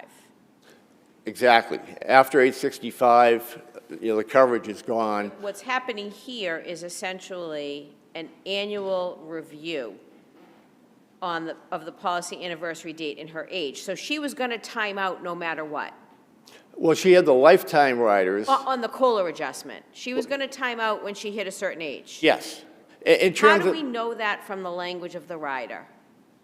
well, two ways. One is because it says on each anniversary you're going to give you this benefit if your policy anniversary after age 65 has not occurred. So that's the language that says once it does occur, you're done. And then if you look at the right-hand side of that section, it goes through a couple of different scenarios. But the key one is the third one, that if you are disabled on the policy anniversary when your age is 65. So they're anticipating the very situation that Dr. Bomber is in, and that's not unusual because if someone does have a lifetime rider and they do get past age 65, when, under the provision we just read, increases are going to stop, well, what happens? Well, this tells you that you don't lose the COLA. What happens is you keep getting the COLA that you have been receiving as of that date. It doesn't say that. It does not say that. It does. You could read this. It says, if you're disabled on the policy anniversary when your age is 65, future payments for that disability will be based on the maximum disability benefit in effect on that policy anniversary. It doesn't say adjusted maximum. Doesn't say anything about COLA riders. It doesn't say one way or the other. You could read that to sort of say it reverts to zero when you hit 65, right? Which is not your position properly, right. But it doesn't say, oh, you get the adjusted maximum in effect at that time and no more. You're just reading that into the language. I disagree, Your Honor. I mean, because you cite the 11th Circuit's case in Wickbolt, right? And you rely on that case. There the language said, How long will pay benefit increases? While you're totally or residually disabled, will pay benefit increases until the earliest of the anniversary or on after your 65th birthday, right? You don't have anything like that that kind of says that the COLA increases stop at 65. You're just reading that into this language. There is no case that I could find, and I don't think Dr. Blum cited one either, that precisely addresses the language that's in this rider. So we pulled in basically what was out there, to help educate the court. I'm not relying on any case as being, this is why we win. My client's relying on the policy language. And to your point, Justice, the left-hand side of that column says we will increase the maximum disability benefit by this COLA provision. So when you get to the right-hand side, it's again referring to that maximum disability benefit because it changes. When you have this is a right, it changes, it gets adjusted, but you don't, you have 2 paragraphs earlier, you refer to the adjusted maximum disability benefit cannot exceed 2 times the, right, so you have a cap there placed on there. Yes. Like that's very clear, you can't get twice your original maximum benefit. But there's no reference to adjusted one way or the other. I just feel like we have to kind of read that into it, and you could have had this much clearer language, you don't have it, so it feels like a real problem for you, in my view. Yeah. Well, I think you can always criticize a policy that could have been done this way or that way. The question becomes, and the case law is out there, the fact that the language is a bit challenging does not make it ambiguous. And if you adopt Dr. Bomba's view, which is, well, this doesn't say anything, then what does that third provision on the left-hand side mean? When the writer is specifically saying, we will not increase your benefit after the policy anniversary of age 65, I think that's pretty darn clear. And if it doesn't mean that, I ask, what does it mean? Because I don't think there's any other interpretation that is reasonable other than that's the end. So what do you think of the reasoning in the Colt case, right? And that was, the judge said, the lifetime rider must be given effect. It provides for extension of payment of benefits despite clear language in the policy limiting payment of benefits to age 65. The lifetime rider overrides that limitation. Thus, the language of the lifetime rider must be examined to determine the scope of the extension provided. Sort of essentially saying you got to read these 2 different provisions in tandem, like we do with most contracts, and that's the only way to kind of make sense of the two different provisions. I think you do read them in tandem, Your Honor, but the lifetime rider is telling you how long you're going to pay that maximum disability benefit. It does not say what the amount is going to be, because again, bear in mind, as I mentioned earlier, that rider could exist without any COLA, and she would just continue to get the maximum benefit that had been calculated up to that point. When you add the rider on, okay, well now you look to the rider and say, how much is that? What's the calculation? What's the formula? You do it. You then look and say, after 65, no more calculating another increase. Look to the right-hand side. You're going to keep getting what you've been getting, and that's exactly what she has right now. Her base benefit plus the 4,000 odd. I know I'm over, so. Please continue to answer Justice Toone's question. Okay. I'm good. I feel like you're asking us to do a little bit of the company's work for it, but we'll see what the other side I understand that critique, Your Honor. And again, as I said, insurance contracts have to go through a regulatory process. They have to be approved by the Division of Insurance. This is not the only rider that's out there. As I said, there's not another case that I'm aware of where this provision has ever found to be ambiguous. There's no regulatory interpretation that we might defer to. There, not an interpretation, but an approval of the form. And what are they approving, right? They probably don't know either, right? I mean, right. I mean, there is some case law, right, where regulatory interpretations have a binding or effect, but that's not the issue here, right? No, I think it's more from the perspective, Your Honor, of if a company was putting out policies that the department thought was misleading or unclear, I think we'd be called on that. And that's not the case here. It is an insurance contract. It does require, a reading. But I don't think the fact that it can be a little challenging to understand pushes it into an ambiguity. And I think I've cited several cases from this court that say exactly that. Thank you. Thank you for your time. And counsel, if you need additional time, we will extend that to you as well. Thank you, Your Honor.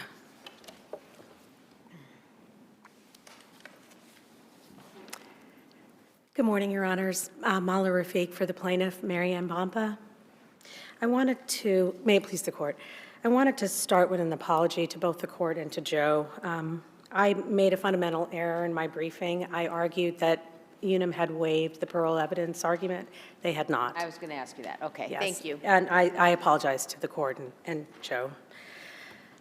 As Your Honors know, the parties agree on most of the pertinent facts in this case.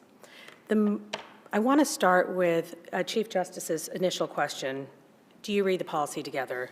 The actual policy says that you do read the policy together. In the definition section, it says the policy is defined as the contract of insurance between you and us. This form, all applications, and any riders, endorsements or amendments attached to it make up the entire contract. So the contract must be read as a whole. And just to answer one more question that came up, the policy doesn't end at age 65. It actually ends on the policy anniversary after the age of 65. And that is important because the COLA rider terminates on the policy anniversary after the age of 65 unless you are disabled. So those two provisions are read together. The policy ends. What if hypothetically the policy anniversary date and your client's birthday were the same date? What would happen when she turned 65? I honestly don't know. I think that they would give her an additional year. All right, so what would happen when she turned 66? She would not be eligible for the COLA rider at all, because The COLA would end, not the COLA adjustment, the COLA would end. the COLA rider would terminate unless she was disabled. So if she became disabled after the policy anniversary, after she turned 65, the COLA rider is not available to her. It has terminated. But if she is disabled on that date, the COLA rider exists. And does it get adjusted? I believe it gets adjusted. I believe that our dispute is not actually whether the rider is still in place. We agree that the rider hasn't terminated. Our dispute is to the amount of that COLA rider and whether the adjustments increase. What UNUM is arguing is that the adjustments freeze, that they How freeze. does the language, what you argued below, and the judge agreed with you, is that the language was ambiguous. So tell us how it's ambiguous. I will point to several provisions. First, I want to start with the cost of living adjustment rider that Mr. Hamilton spoke to. So on the bottom of the cost of living rider on page 63 of the appendix, there's a left-hand side and there's a right-hand side. So the left-hand side has really been the focus of much of this case. Mr. Hamilton argues that these three provisions must be met every single year. Dr. Bombaugh believes that those provisions must be met only once. That's what triggers the onset of the COLA rider. And the main reason why is because of number 2, which Mr. Hamilton actually only read a part of. So number 2 says the disability is caused by an injury that occurs or a sickness that begins. That's a provision that Mr. Hamilton focused on. It goes on to say, though, after the rider becomes effective. The rider becomes effective only once during the course of Dr. Bombaugh's disability, and that is in January of 1993, when the rider became effective as stated on the schedule of the policy. That provision can't be met every year because it's only met once. It's essentially a one-and-done provision. It leads me to argue, to believe that a reasonable interpretation of the left-hand side is, this is the threshold you need to meet for benefits to begin. You need to be disabled. You need to have a sickness that occurred after the rider became available under the policy. And you can't have met the policy anniversary after you turn 65. That reads that provision, number 3, which Mr. Hamilton focuses on, with the termination provision of the COLA rider. What happens to the language at the very start, on each anniversary of the first day of a period of disability which began while this rider was in effect, we will So So what how that do you, mean- how do you synthesize that with your position? Sure. The way I reconcile it is what happens every single year. So on July 1st, every single year, the policy anniversary after the first, it's written so poorly. So the policy anniversary, I'm just going to say, is September 19th. So every year after Dr. BOMBAUGH became disabled on, July 1st. Every July 1st after Dr. BOMBAUGH became disabled, the COLA rider increases. So all it's saying here, or at least a reasonable interpretation of what it's saying is, each year, after the first year you became disabled, we're going to increase your benefit by the COLA rider.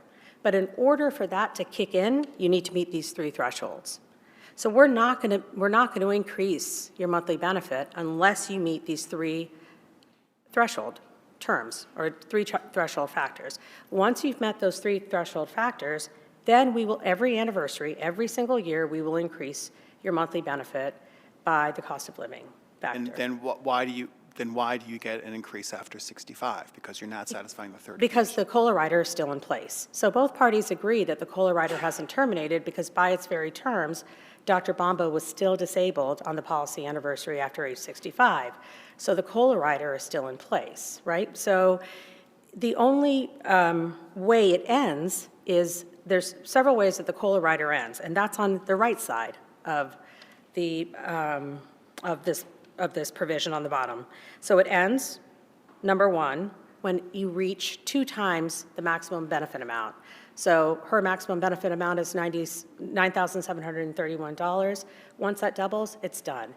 And I would argue that's what UNUM is actually arguing. They're arguing that the COLA benefit freezes on the policy anniversary when she turns 65, but in fact, the rider actually tells us when it freezes. It freezes when it hits double the amount of the base benefit. That's when the adjustments end.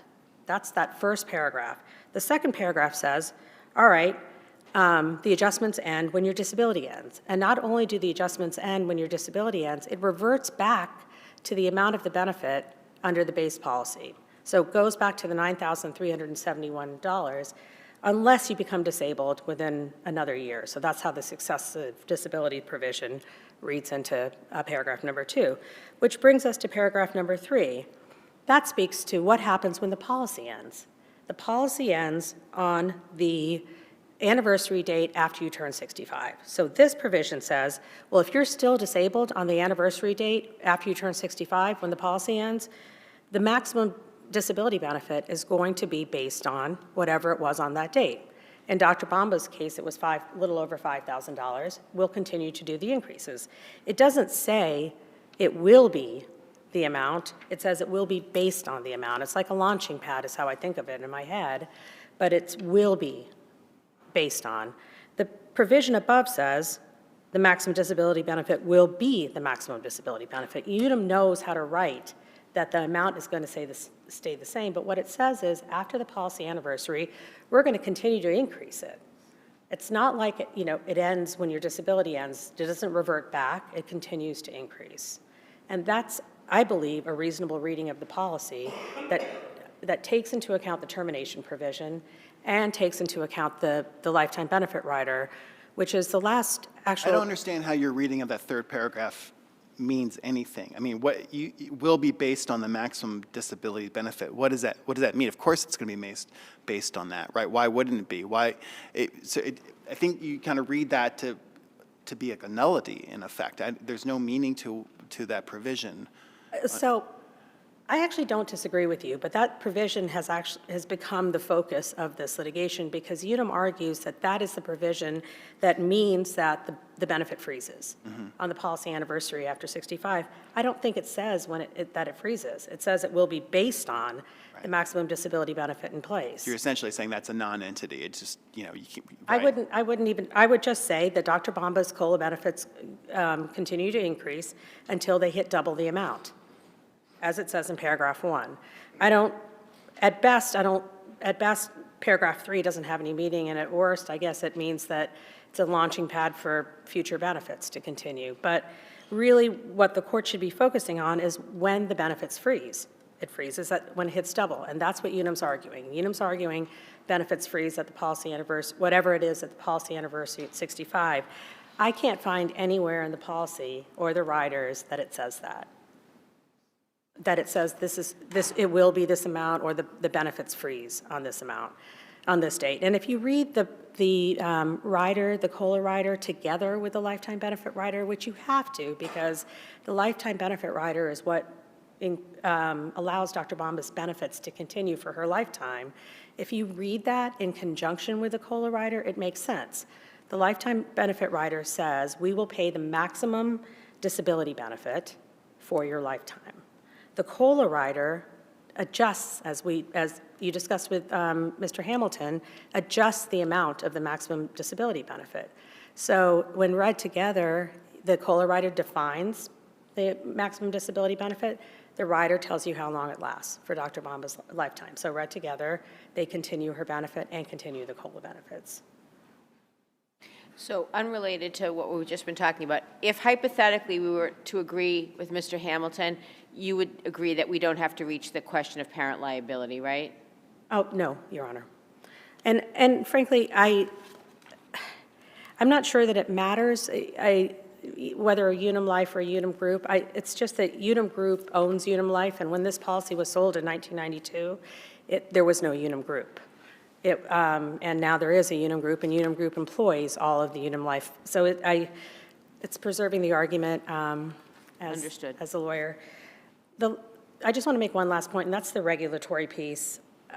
Mr. Hamilton argued that if the regulators had presumably thought that the policy was misleading or unclear, they wouldn't have approved it. I would argue that perhaps they read it the way Dr. Bombaugh's reading it, that it is clear. You bought a lifetime rider, you bought a COLA rider. The purpose was to protect against inflation. If the COLA rider stops at the policy anniversary after age 65, when you have a lifetime rider that continues, it would wipe out, inflation would wipe out the value of that benefit. If there's no other questions. I don't see any. Thank you both very Thank you. much. The case is under advisement. Thank you. We are going to take a brief morning recess. We'll be back in about 10 or 12 minutes. Thank you.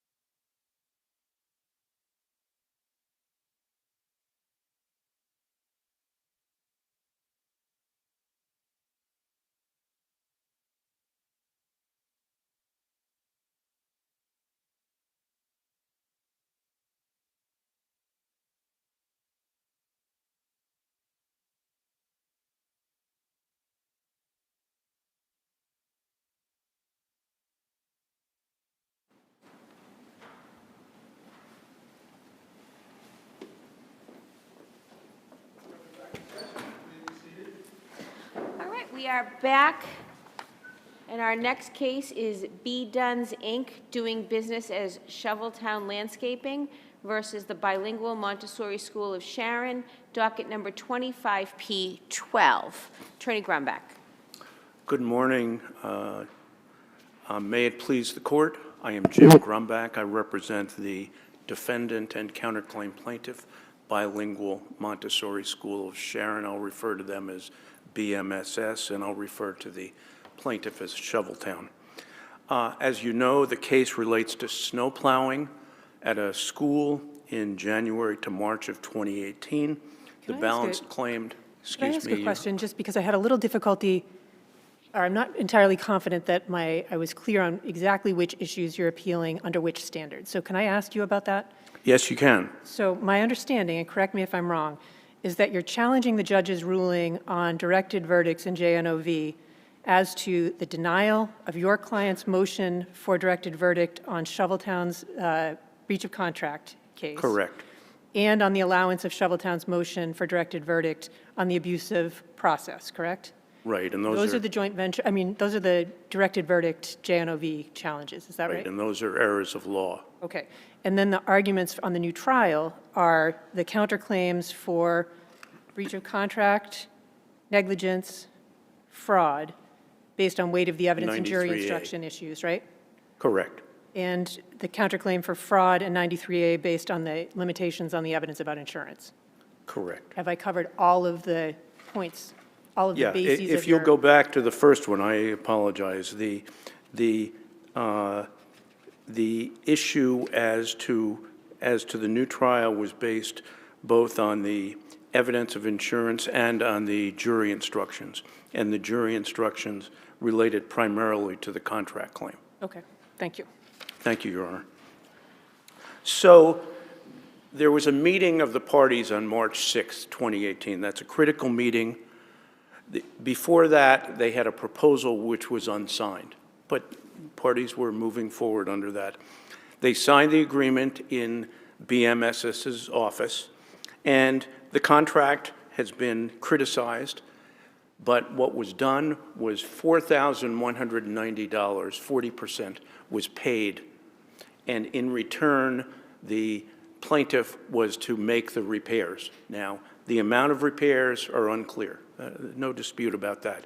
But what happened is repairs were going to be made in return for the payment of $4,000 plus, and the $6,000 plus balance would not be paid until after the repairs were done. That was clear. So is it your client's position that when the settlement agreement was signed, there was no defined amount of repairs that were going to be completed? Correct. The snow was still on the ground. So there was They no couldn't be agreement on determined. that term? Not substantial. They knew that many of the boxwoods had been damaged. They knew that the top of the fountain had been damaged. They knew that there was some mulch and some gravel that had been displaced. But the extent was not agreed. It couldn't have been agreed. How was that a contract then, or a modification of the oral contract if there was no agreement on that essential term? Well, it may not have been a contract. That was up for the jury to decide, and that was a reasonable question for the jury. But there's also promissory estoppel, and we pled that, we argued it, and we raised estoppel as an affirmative defense, and I raised estoppel and detrimental reliance in the jury instructions, and the judge ignored those. So under standards of promissory estoppel, and I think we've cited the Johnson Oil case, which is, or Johnny's Oil, just one of many cases that talk about the fact that since she was induced to pay $41.90 and he agreed to make repairs, at least to begin repairs. He could have begun repairs, and then they could have had a dispute about what the amount of the repairs were. The other issue, Your Honor. Could I stop you there for just a minute, just because you mentioned the jury instructions? You have made, submitted proposed jury instructions. Yes. You explained that you had an opportunity to see the judge's final jury instructions in a relatively short period of time. Yeah, I can. And that's in the transcript. I can talk about, I can go through the charge, and I've been. No, you don't need to do that if I can just, Okay, let me sorry. just ask this question, that's okay. Can you tell me where in the transcript or where in the record it's going to show me that you explained in any detail to the judge why you wanted those instructions? I did not have an opportunity to, Judge. Did you ask for one? What happened was this. I will take you back to But is the answer no to that question? I did not specifically ask for it because I expected there to be a charge conference. In my many years and my many trials, there's always been a charge conference. Right, The but then there was a first point- charge conference. Excuse me, there was a point at which, in the transcript, there was a preliminary discussion in which you said, I didn't have an opportunity to review these yet. This was shortly after the 8:30 Yeah. presentation. Then there's a break, there's a witness that testifies in between, if I'm not mistaken. And then there's And another. directed verdict motions were heard. Correct. Right. Thank you. And then we had a short time, and I still hadn't finished going through them. Okay, And I understood. said, after the charge, I didn't finish going through them until after the judge had finished her charge. And you said after the charge, you didn't give these three Yeah, instructions. detrimental reliance, waiver, and estoppel, and I The judge didn't. said, okay. And you did not, at that point, if I'm not mistaken, explain why you thought those instructions were necessary. Is that true? I did not explain it. I didn't say, okay, if that's, I don't. No. Sorry, the judge essentially said. The I judge understand you want basically it said, no, I'm not going to change what I did. Okay. The judge didn't say that, though. I'm sorry. You said, I don't think you charged on that, and you also said, my jury instruction 11 on waiver and number 12 on estoppel. That's what you said in the record. And you didn't say, I object to the court's failure to not give these instructions. You didn't provide any argument on that. You just sort of said you didn't instruct on these three issues. I said she didn't instruct on them. I assumed she would understand that that was an objection. The only reason to go up there afterwards was to explain if anything was missing. And I said, yeah, you haven't given these charges, But hence is they're it missing. about what she understands, or is it about preserving the record for appeal? Well, perhaps, Your Honors, I did not preserve it properly, but it certainly, I submitted them 3 weeks in advance. We had the initial charge conference on the afternoon of the third day, transcript 8:41 to 8:43. It was very short. She said, be here at 8:30. We then go to transcript 9:52 to 9:53. There was supposedly a charge conference, but it was non-existent because most of the time was spent with the verdict slip and what the judge referred to as the flow chart. Then there were charge discussions on transcript 1012 to 1024, and they were not completed. And then after the charge, I raised the issues. I raised them. I think it was clear.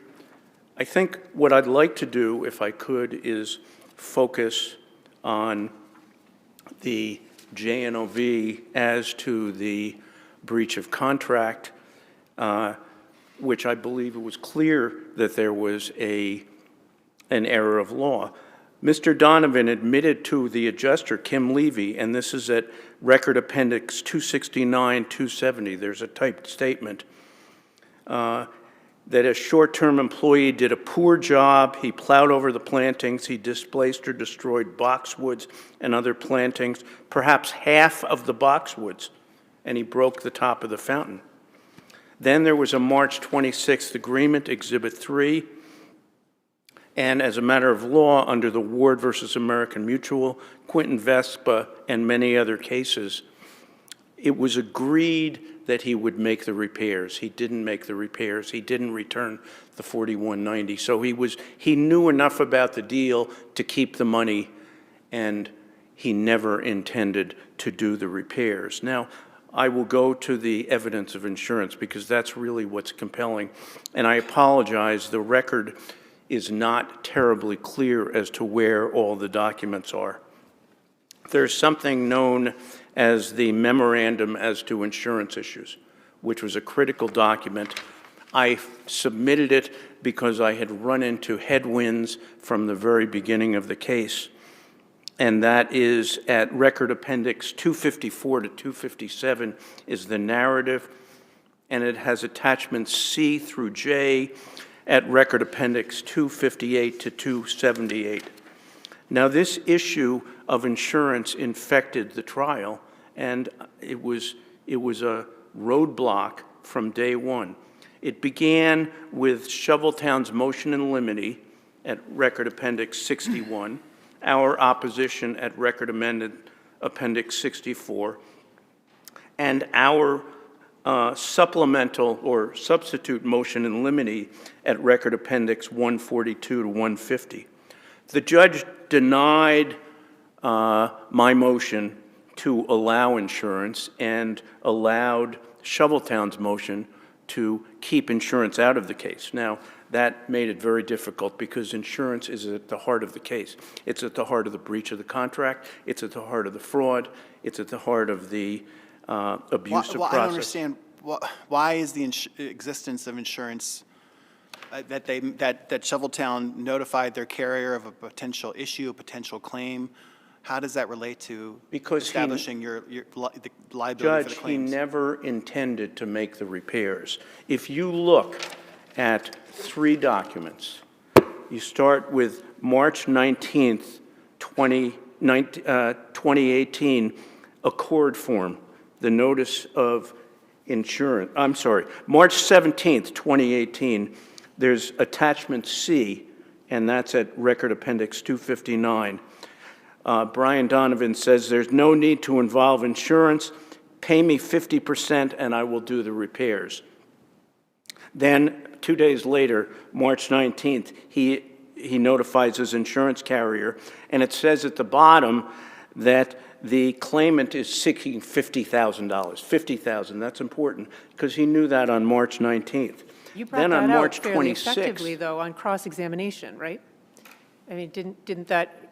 I was not able to get that in cross-examination, Your Honor. I tried, and the judge fought me every time Not the I tried. insurance specifically, I don't mean, I should have been more clear, but the information. Did you not ask Mr. Donovan about his awareness and the timing of his awareness of your client's claim about its being $50,000? I asked him, and he said, oh, she changed her mind. It was $2,000, $5,000, $25,000, $50,000. In fact, he knew about the $50,000 long before the March 26th agreement, and that's critical because he entered into the March 26th agreement knowing that she was looking for $50,000. He thought it was $2,000, and he said, I'll make the repairs. I'll take your $4,000 and I'll make the repairs. He never did. He never intended to. And then you have on Exhibit 5 is the small claims complaint. So this is 2 days after this agreement, and he submits something to the small claims court saying she is refusing to pay until the repairs are completed. Well, he's agreed to do the repairs. He's agreed to complete them before she gets paid the balance. So 2 days later, he's revoking that agreement, and that is my argument on fraud and abusive process. You just said the jury could have found that there wasn't any agreement because there was no meeting of the minds. I don't deny that, but the evidence was not all in front of the jury because they did not have these insurance documents. I submitted the insurance documents on the morning that the case went to the jury because I had been having trouble getting the judge to understand that, and I submitted that. Let me go back The general rule is that insurance doesn't come in negligence cases, except if there is an issue of ownership and control, which there wasn't here. Exactly. There are so many exceptions that they are critical, and the law is that insurance can go in those various circumstances, and it was critical in this case. For example, Your Honor, when I had my opening statement, the judge admonished me. She interrupted me in my opening, and if you look at transcript pages 335 to 344, it was 5 minutes or so during my opening statement when she admonished me and told me not to raise insurance again or I would risk sanctions. When I cross-examined Brian Donovan, I was hamstrung. Look at transcript 449 to 450 and 452 to 454. When I tried to introduce evidence from Nello Lucchini, the adjuster, it was truncated. She would not allow me to put in a lot of his evidence. I show you transcripts 789 to 791 and 793 to 796, and she excluded his estimate. In my closing, I tried to use a chalk as to what Lucchini found, and the judge would not allow me to put in the chalk, and that's transcript at 1025 to 1029. Am I right that the judge did allow you to use the statement or the Levy interview to cross-examine Mr. Donovan? Not the statement itself, but she allowed me to read from it. I read from it, yeah. I did what I could. There's no question that I was able to get in snippets, but I could not get in the totality of it. I could not get in the main thrust of it. I was hamstrung and I'm unable. So we're going to have to leave it there unless the panel has further questions. I see none. Thank you. Attorney Thank you so much.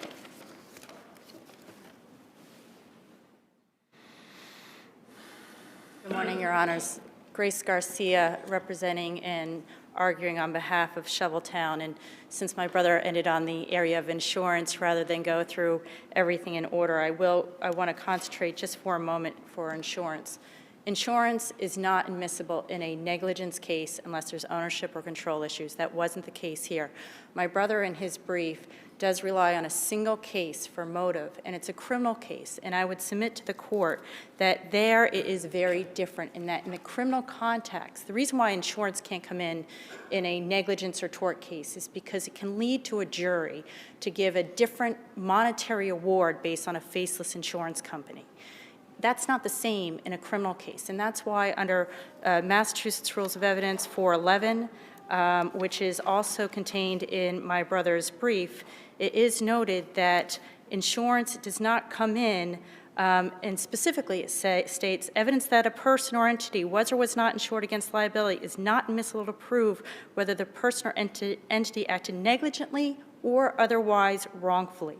In the criminal context, it's an element of the offense, correct? That's why it comes in. Correct, more in terms of motive. So that is why the difference on the one case cited my brother. And I would note that in this case, the trial court did allow the BMSS to get into evidence, and she didn't preclude any evidence with regards to communications between the parties. She allowed BMS to cross-examine Shoveltown, who was Mr. Donovan, who testified on behalf of Shoveltown regarding any inconsistent statements made before or after this meeting of March 26 of 2018. And that all came in. What she didn't allow in was things that were a hearsay statement. There was no records that was tried to introduce that were actually drafted by Shoveltown. These were other notes by other people, and those individuals were not called by witnesses other than Mr. Lucchino, who BMSS was able to ask questions about estimates that he had made with regards to that. So the jury had the full amount of evidence to be able to make their own determination of the evidence. In going with regards to back just in terms of the other arguments, it is Shoveltown's position that there was no abuse of discretion with regards to the lower court's decisions on judgment notwithstanding trial or new verdict, or new trial, I should say, and because the weight of the evidence was appropriate for a jury to make the decisions it did do. With regards to the breach of contract, there was really two separate. There was first the contract that was not signed with regards to snow plowing services for the fall 27 winter, or really the winter of 17 into early March of 2018. That was unsigned, but the evidence that was given through the trial was that after every snowstorm, snow plowing services took place, invoice was sent, and this continued to go. So when there was this March 26, 2018 meeting, this was about money owed. The money was already owed to Shoveltown for work it already had done. So there wasn't an inducement to pay. The work had already been done. There was a dispute at the trial with regards to damages, and the amount of those damages, obviously, what was dispute. And jury had all of the evidence that it could, in terms of there was pictures, we had an expert that talked about with regards to what the damages to the boxwood, to the trees, and that there could not be a finding that that damage, as shown, was caused by just snow plowing. It could be caused by disease of the plants, could be caused by frankly, Mother Nature, the snow plowing, and the fact that just simply the very... Isn't there an admission, though, that the person that plowed that day didn't do a good job? Not an admission of negligence, Your Honor. There was an admission that he did a poor job. And that could be, I'm vacuuming this floor, and I miss a spot. That might be a poor job. It's not a negligent job.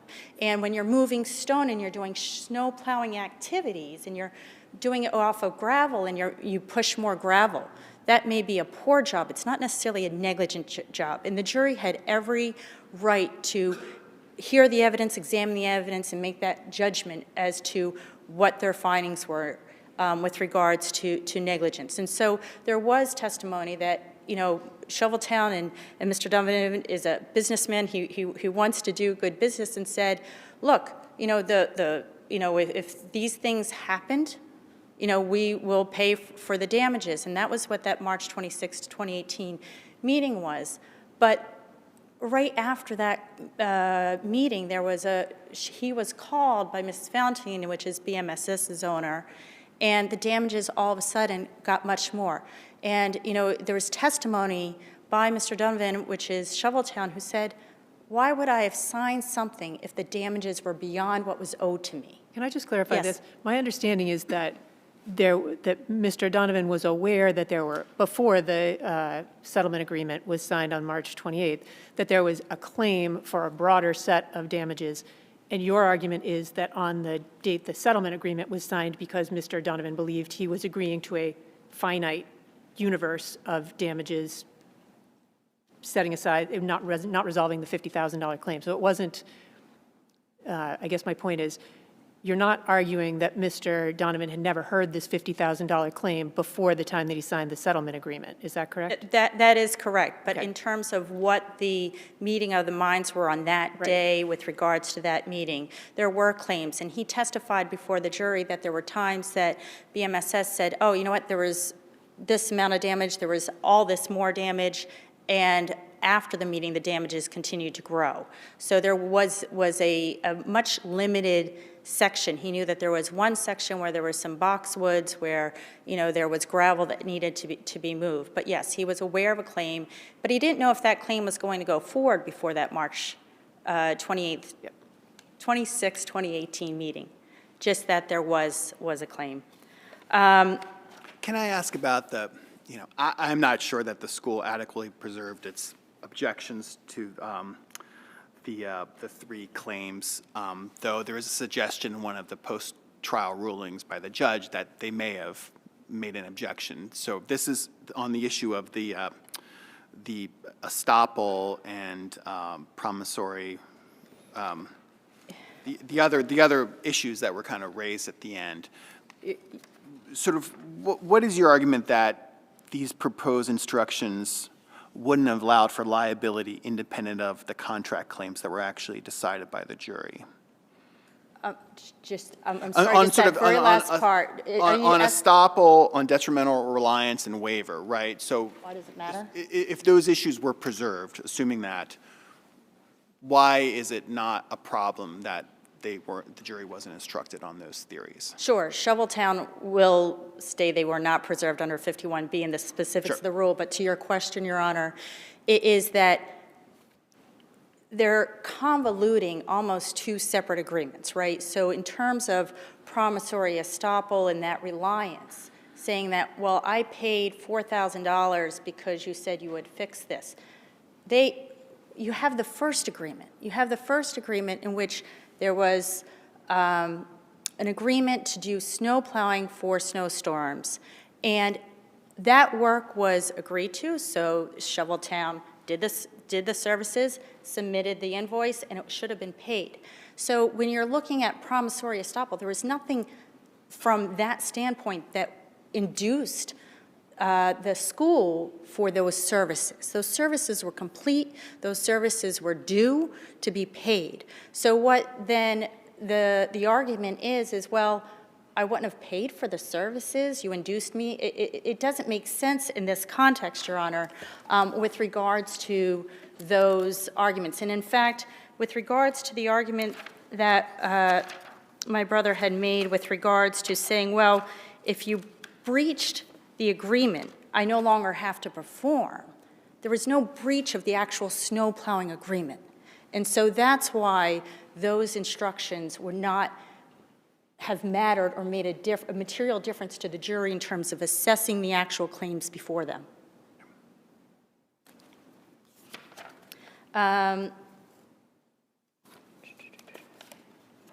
Just making sure.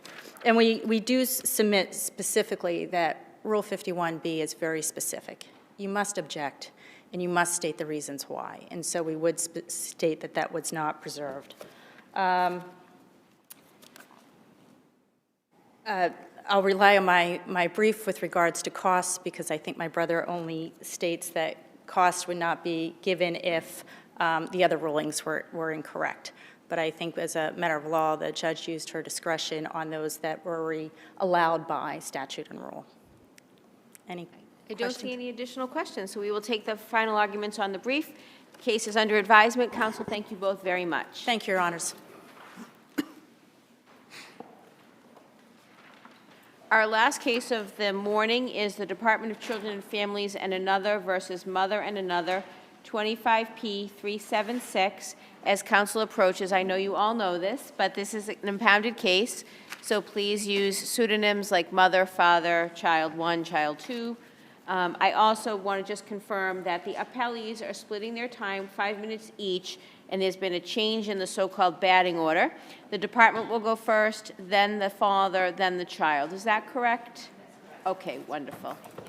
They're ganging up on you today, Attorney Sorokin Butler. Good to see you. Good to see you. And Can yes, you move Deborah the microphone Sorokin Butler down? for mother. Will you move it? Thanks. It's good to see you, Attorney Frizzola, not the first time. Good to see you, and I'm glad you had good travel. Thank what you started. Okay, so that's good. 4 out of 6 handshakes today. I'm taking that as a victory. Well, you know, I am nothing I'm if going not for 6 for trainable. 6, but that will have to be next month.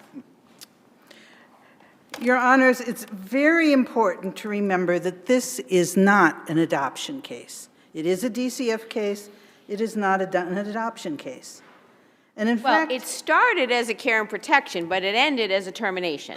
well, Your Honor, actually, it started in Plymouth Probate and Family Court Sure, as as a many of them custody do. case brought by the parents, and a judge of that court, Kevin Conley, actually did a sua sponte order and brought DCF in to update him about the situation of the family. And regrettably... Well, he didn't do a sua sponte order transferring custody to the department, right? No, he did not. Right, so What that's he the did difference. is- Let's is- be is- careful, because the probate order court... to- Hold on, counsel. The probate court has jurisdiction to do a sua sponte transfer of custody to the department under certain circumstances. It is not unusual for a judge of the probate and family court to enter an order requiring DCF to be present to give information, particularly after the Brantley decision. So I want to be clear, when you say a sua sponte order, it was not a sua sponte transfer of custody. He entitled it a sua sponte order Because it was under on a his probate own and family motion. court rule Correct. to bring DCF in to testify. Correct, but it was not a did not transfer do of a custody custody. order. Okay, just want to be clear. Now, as to what he was thinking, we don't know. But he brought that worker in, and 5 days later, a care and protection was filed in Brockton. Now, the parties were working before Judge Conley, where they first had a custody complaint by father, and then a bifurcated divorce. And they worked successfully together in Plymouth Probate and Family Court, but I found that none of those documents were part of the record in the trial, and I brought a Rule 60 motion so that this court could have the access to the full situation of this family. And the trial judge had retired, and there was a successor judge who understandably wasn't going to touch what the trial judge did. At the time of trial, when the parties did closing arguments, Your Honors, not one sought to terminate mother's parental rights. And there is no explanation in appellee's briefs as to why, at this time, they support that termination. The evidence in the record from social workers supervising mothers' visits, some of them supervising 12 or more visits, is that every visit was good. The children wanted to see her. She was prepared. She brought appropriate activities for them. And the judge, as is demonstrated in the record, if you look at the docket on 3/12/2024, ordered post-termination contact entitled to bi-monthly post-termination visitation with the children. Mother is not seeking custody.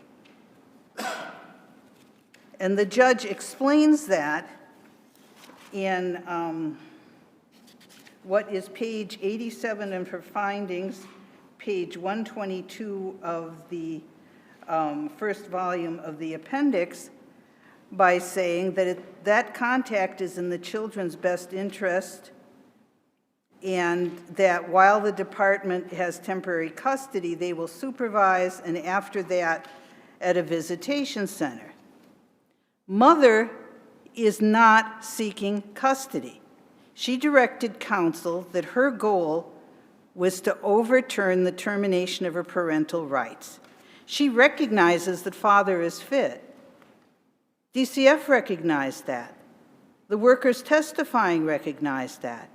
The judge found he had become fit. Yet how mother's willingness to co-parent with father in any way as he had become shows her unfit or to have a lack of understanding of domestic violence.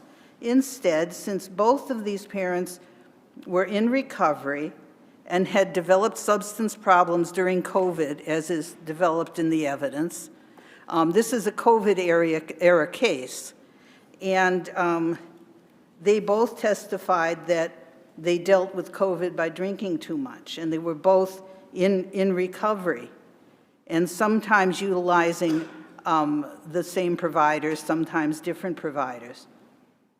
Mother determined, as did the judge, that father had remedied his unfitness. He had completed a 40-meeting program to deal with anger management, that despite the criminal case against father that actually led to incarceration and a 209A order, that he had come out of that. And mother recognized that. So this is not a case where mother is seeking to remove custody from father, and she, in fact, honors the progress he has made. On the other hand, it was devastating to mother that her rights were terminated. And yes, she had a pre-existing diagnosis of depression, and that depression was rendered more painful by the loss of custody.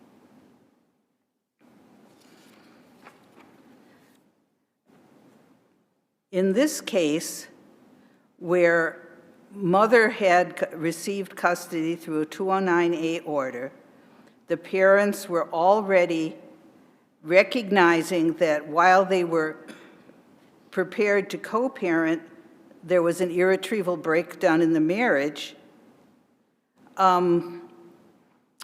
is exactly the sort of case that may underlie the more recent development of the order of assignment in the MOU that deals with cases where courts are considering transferring custody and where there's activity in both courts. Unfortunately, this case blossomed with its dark flowers prior to the existence of that particular remedy.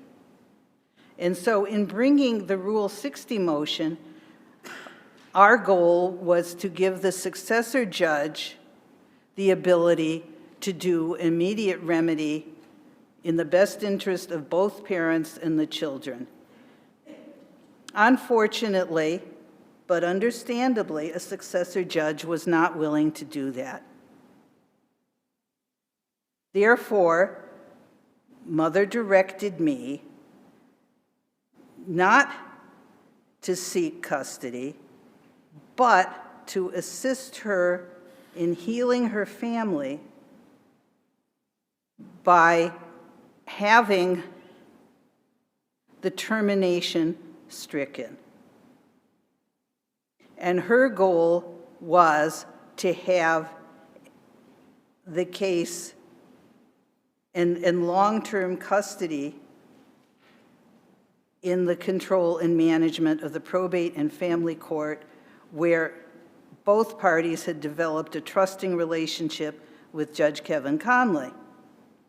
Counsel, it sounds to me like really what your argument is focused almost wholly on the least restrictive alternative component. Is that correct? There's ample evidence, to my view, that the mother loves the children, that visits went very well, that there were positive features of the mother's relationship with the children.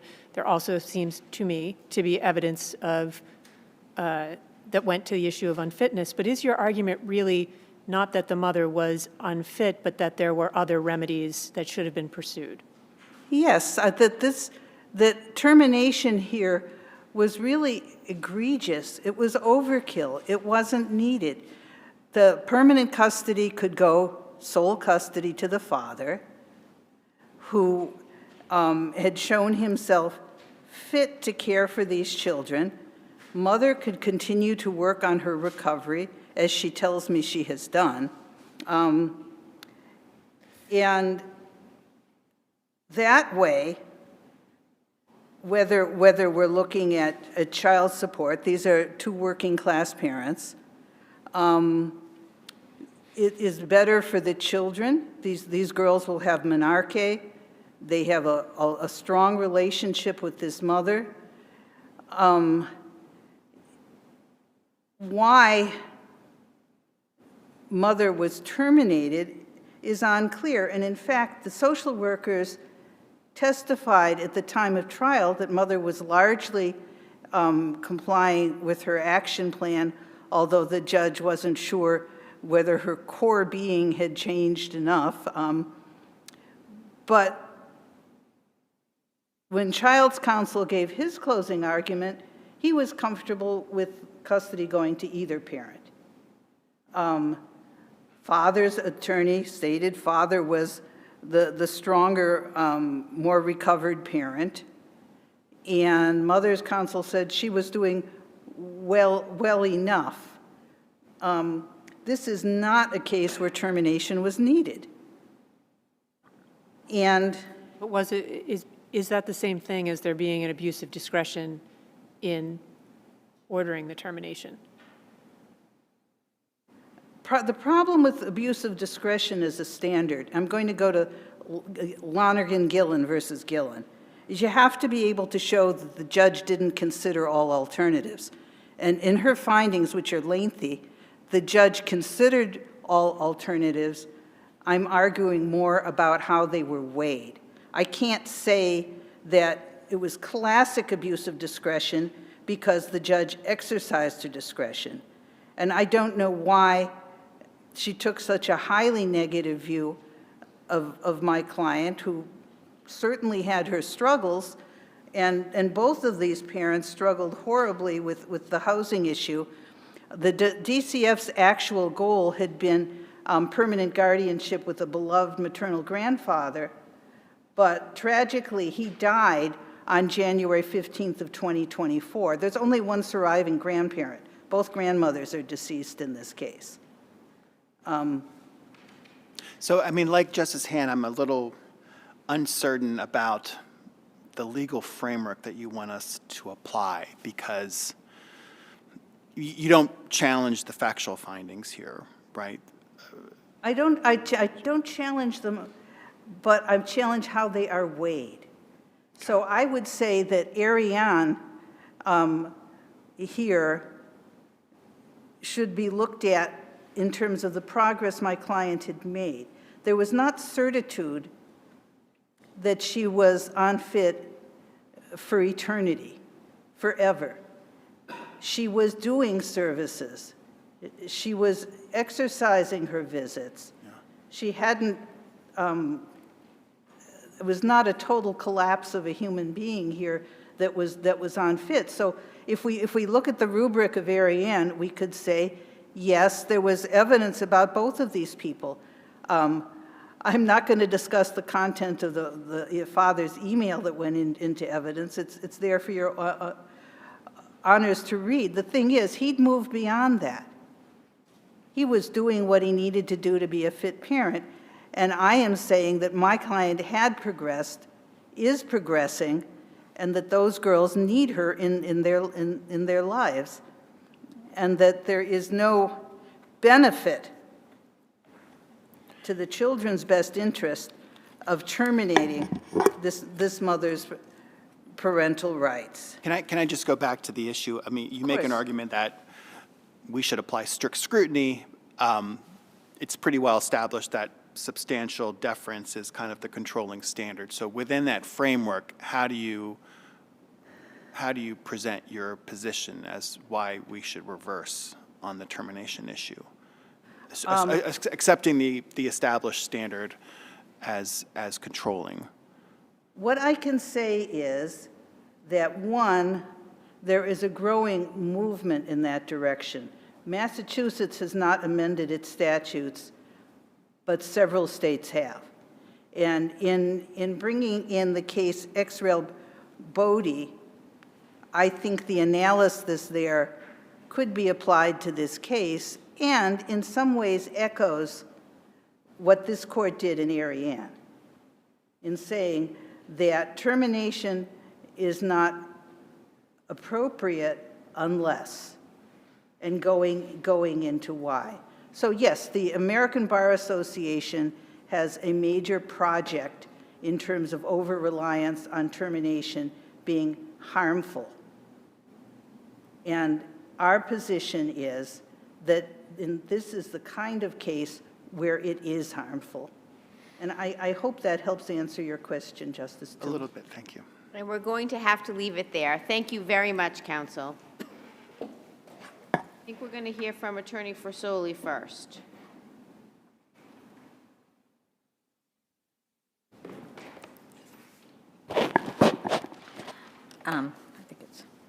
Good afternoon, Your Honors. Carol Frisoli on behalf of the Department of Children and Families. Given mother's history of failing to protect herself or her children from domestic violence, her continued pattern in engagement in domestic violent relationships, substance misuse, and a failure to engage in treatment consistently to maintain sobriety, mental health issues, unstable housing, and sporadic engagement in services, the trial court rightfully found that mother was unfit, that her unfitness was likely to continue indefinitely, and that it was in the best interest of the children to terminate mother's parental rights. There was no error. But yet, the department never changed the goal to adoption. That is certainly true, Your Honor. And that, in all conceding, that was a mistake, given the evidence here against mother. And kind of hitting that first issue of, how no one asked for termination, so, why is it appropriate in this case to terminate? I think this has pretty been settled by, if we look at the case of Adoption of Donald, and recently has been reemphasized in both Adoption of Dave and a recent case of unpublished Adoption of Hilma. So basically, the statute itself provides that, where it says, in addition to the sufficient notice being on that summons, that any time in a care and protection case, parents, when they receive that summons, which the court made findings on, they are notified that a potential outcome here is termination of parental rights. And in fact, the express language of General Laws 119, Section 26, in Section 4, permits and in some instances, which I would say is in this case, mandates that the judge, upon a finding of the need of care and protection, consider and order the dispensation of the need for parental permission to adopt. And that's what this is. Termination is essentially it is with respect to parents, they no longer have the right to have notice of hearings, of adoption. That's what termination is. They can no longer make custody decisions. And in this case, given the overwhelming evidence, and I would point out, I think Attorney Butler was talking about that mother wasn't seeking custody. In fact, in finding 239, mother was seeking custody of these children at the time of trial. So what you had before you is a trial court who had overwhelming evidence of mother's unfitness, a pattern of mother following domestic partners. In fact, saying that if she maintained custody, although she said that there was a domestic violence relationship with the father, she would continue having him be a big part of these children's lives, unsupervised. Where on the father, on the other hand, had done everything that the department had worked his action plan. He began that after he separated from mother, if you look at the findings here. Father worked and obtained, the only barrier to father's reunification was housing, and that's what the trial court found. The department went into this seeking permanent custody for both, but again, as the trial court properly did, he chastised the department because we didn't provide reasonable efforts to have this father get sufficient housing. So again, if you look at, I think it's in Conclusion of Law 19, it kind of talks about why the difference in the way the court analyzed both the mother and the father in this case, where father had done everything and said and testified credibly that he was going to separate from the mother, he was going to focus his life on the children, where mother, on the other hand, that wasn't the case. Mother had continued, had only had a relapse 3 months prior to trial, had gone from risking her sobriety at various points to follow the father to another town, to work with them, to engage in continued domestic violence relationships. Again, the trial court, given the overwhelming evidence, found that it was in the best interest to terminate mother's parental rights. So if there are any other further questions? Can you speak to Justice Hand's comment about least restrictive alternatives? How does that factor in here, if at all? Again, we go back to the question earlier. In the least restrictive, we have a mother here with a pattern of engaging in domestic violence partners, not engaging in any kind of treatment, exposing, because at the beginning of this case, these children were removed from mother. And father was not in the picture. He wasn't supposed to be. She continued, even though she wouldn't follow the action plan or the suggestion of the department that he have unsupervised visits. Mother continued to engage with domestic violence partners.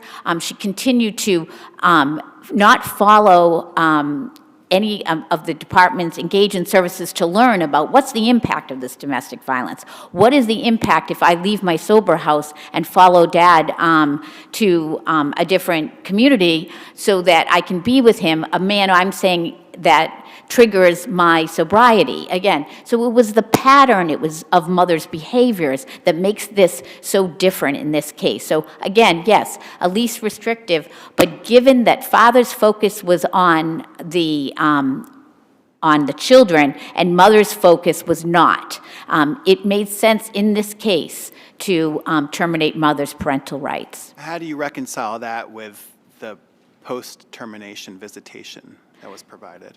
The juvenile court has equitable powers. Very often, the juvenile court will find, even in a termination of parental rights, that the child has a bond with, the children have a bond with their parent, which is exactly what. And pursuant to the statute, they are allowed to order post-adoption or post-termination, post-adoption visitation, which is what they did in this case. They recognized the bond. They found that mother's unfitness would continue, on the other hand, continue indefinitely into the future, that she wasn't going to be able to remedy her unfitness. That's why they terminated parental rights, because that was in the best interest, but it was also in the best interest of the children to maintain the bond with the mother through supervised visitation. What was recommended was at a supervised visitation center. So it's two separate principles. All right, thank you very much. Attorney Nolan. Is it true all the way from Minnesota? That is a fact.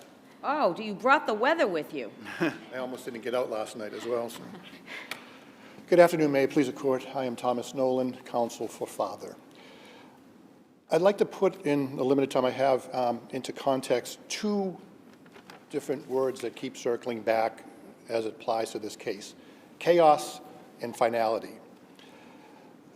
These parents had a number of years together where they were almost lockstep in chaos. Prior to their marriage, prior to the children being born, during the marriage, during the children, and then post-marriage, and both prior and post removal of the children with DCF.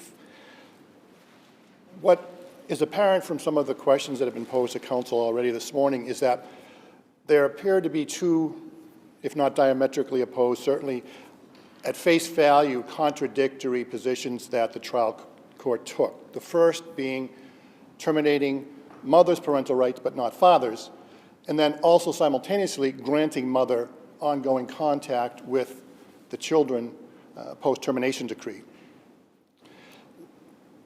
What I think is important for us to recognize is that though there was a period of lockstep chaos by both mother and father, there was a point in time in which their trajectories really diverged. And father was recognized by the trial court for engaging in services essentially on his own, without any involvement or support from DCF, to the point where he actually took responsibility for his behavior, recognized the harm he had caused, and realized that he needs to put the children first. And he has done so since the court ordered that there be reunification at some point in the future with him, pending his ability to obtain housing, which he has since done. The same, unfortunately, can't be said for mother, because the court recognized in its extensive findings that although we concede there were ongoing regular contact through visitation with mother and the children, but those were 2-hour, 2.5, 3-hour periods of time in which everything went well. We concede that. The problem is that that environment is essentially artificial. It's in a supervised setting for a limited period of time, and the trial court recognized that because Judge White made very specific, very detailed, very numerous findings regarding mother, and the fact that she is unfit and will be unfit for the reasonably foreseeable future. At the end of the day, the trial court and this court must look at what is the best interests of the children. Children ultimately need permanency. They need stability. They need security. Judge White specifically found that for the foreseeable future, mother cannot provide that to them. But she simultaneously recognized the bond that does exist between the children and mother, so therefore there should be ongoing contact. They're not mutually exclusive. As such, the chaos that was recognized by Judge White through her findings was deemed to be, to such a degree, it's not going to be overcome in the foreseeable future. Therefore, there must be some form of permanency for the children that addresses that specific issue. The judge did address less restrictive alternatives in her findings. Specifically, the agency's position was guardianship of the children to the maternal grandfather. Now, the record is unclear. Maternal grandfather passed away in January 2024. Judge White's findings were not released until March of 2024. There's nothing in the record that would indicate that Judge White was aware of the passing of grandfather, so therefore I would submit it's irrelevant whether or not on an actual physical basis he could become the guardian regarding her decision to deny that guardianship to him based upon DCF's petition. I would submit instead that that less restrictive alternative was decided because of how well father had done. Custody should be given to him. Having said that, the fact that there was, in fact, a decision made at some point in time, again, the record is unclear from my perspective as to exactly when this occurred, but that when mother was testifying that she wanted custody returned to her, but yet now states that she's not seeking custody, it raises the issue of finality, because we want permanency for the children. However, if this court were to reverse the trial court's termination decree, it essentially allows mother to litigate the issue of custody until the children reach the age of majority. And we're going to have to leave it there, counsel. Thank you. Thank you. Attorney Donovan, on behalf of the children. Good afternoon. Alessandra Donovan on behalf of the children. May it please the court. I don't want to rehash arguments that have already been explained. I just really want to focus on the children. And to put it in perspective, they were 7 and almost 3 at the time of removal, and they're now 11 and 6.5. And the youngest one has not lived half of her life with her mother. So she's been living without her mother for 3 years. I want to just emphasize, though, that mother at trial, she testified when she was asked, what would you like the court to do today? And she said, I want the court to allow me to have my children. And then she had a very specific plan on what she was going to do if the children were returned to her that day. So the fact that now on appeal she says, no, it's okay. I'm okay with father having custody. I don't find that sincere. The mother also thinks she's being punished because she's the kind of person that she is, but termination is not punishing a parent, is about protecting the children. Like in the cases of Zarina and Willow, the judge safeguarded the children's future, ensuring stability and safety. Having mother lose her parental rights eases the way, that's what the Willow says, eases the way to a stable placement, and in this case is with father. What mother was trying to accomplish by asking that her rights not be terminated is an insurance policy to then go back to probate court, and it's like a Damocles sword on the family. The children just need to know that they can have visits with mom, but they are with father. And Massachusetts law is clear that a judge can order post-termination contact. There were plenty of instances in the record and during the testimony that mom and the children are bonded. There's love and affection going both ways. However, the visits went really well, but before and after the visits, that's when the problems were taking place. So the judge made really specific count of all the times that mother canceled visits, came in late, denied that when she was giving accommodations to make up for visit, she denied to do it. At one point, she even said that to have visited the Taunton office was not good for her sobriety, which is an odd statement to make. At one point, she said she didn't want the visits because they were detrimental to the children.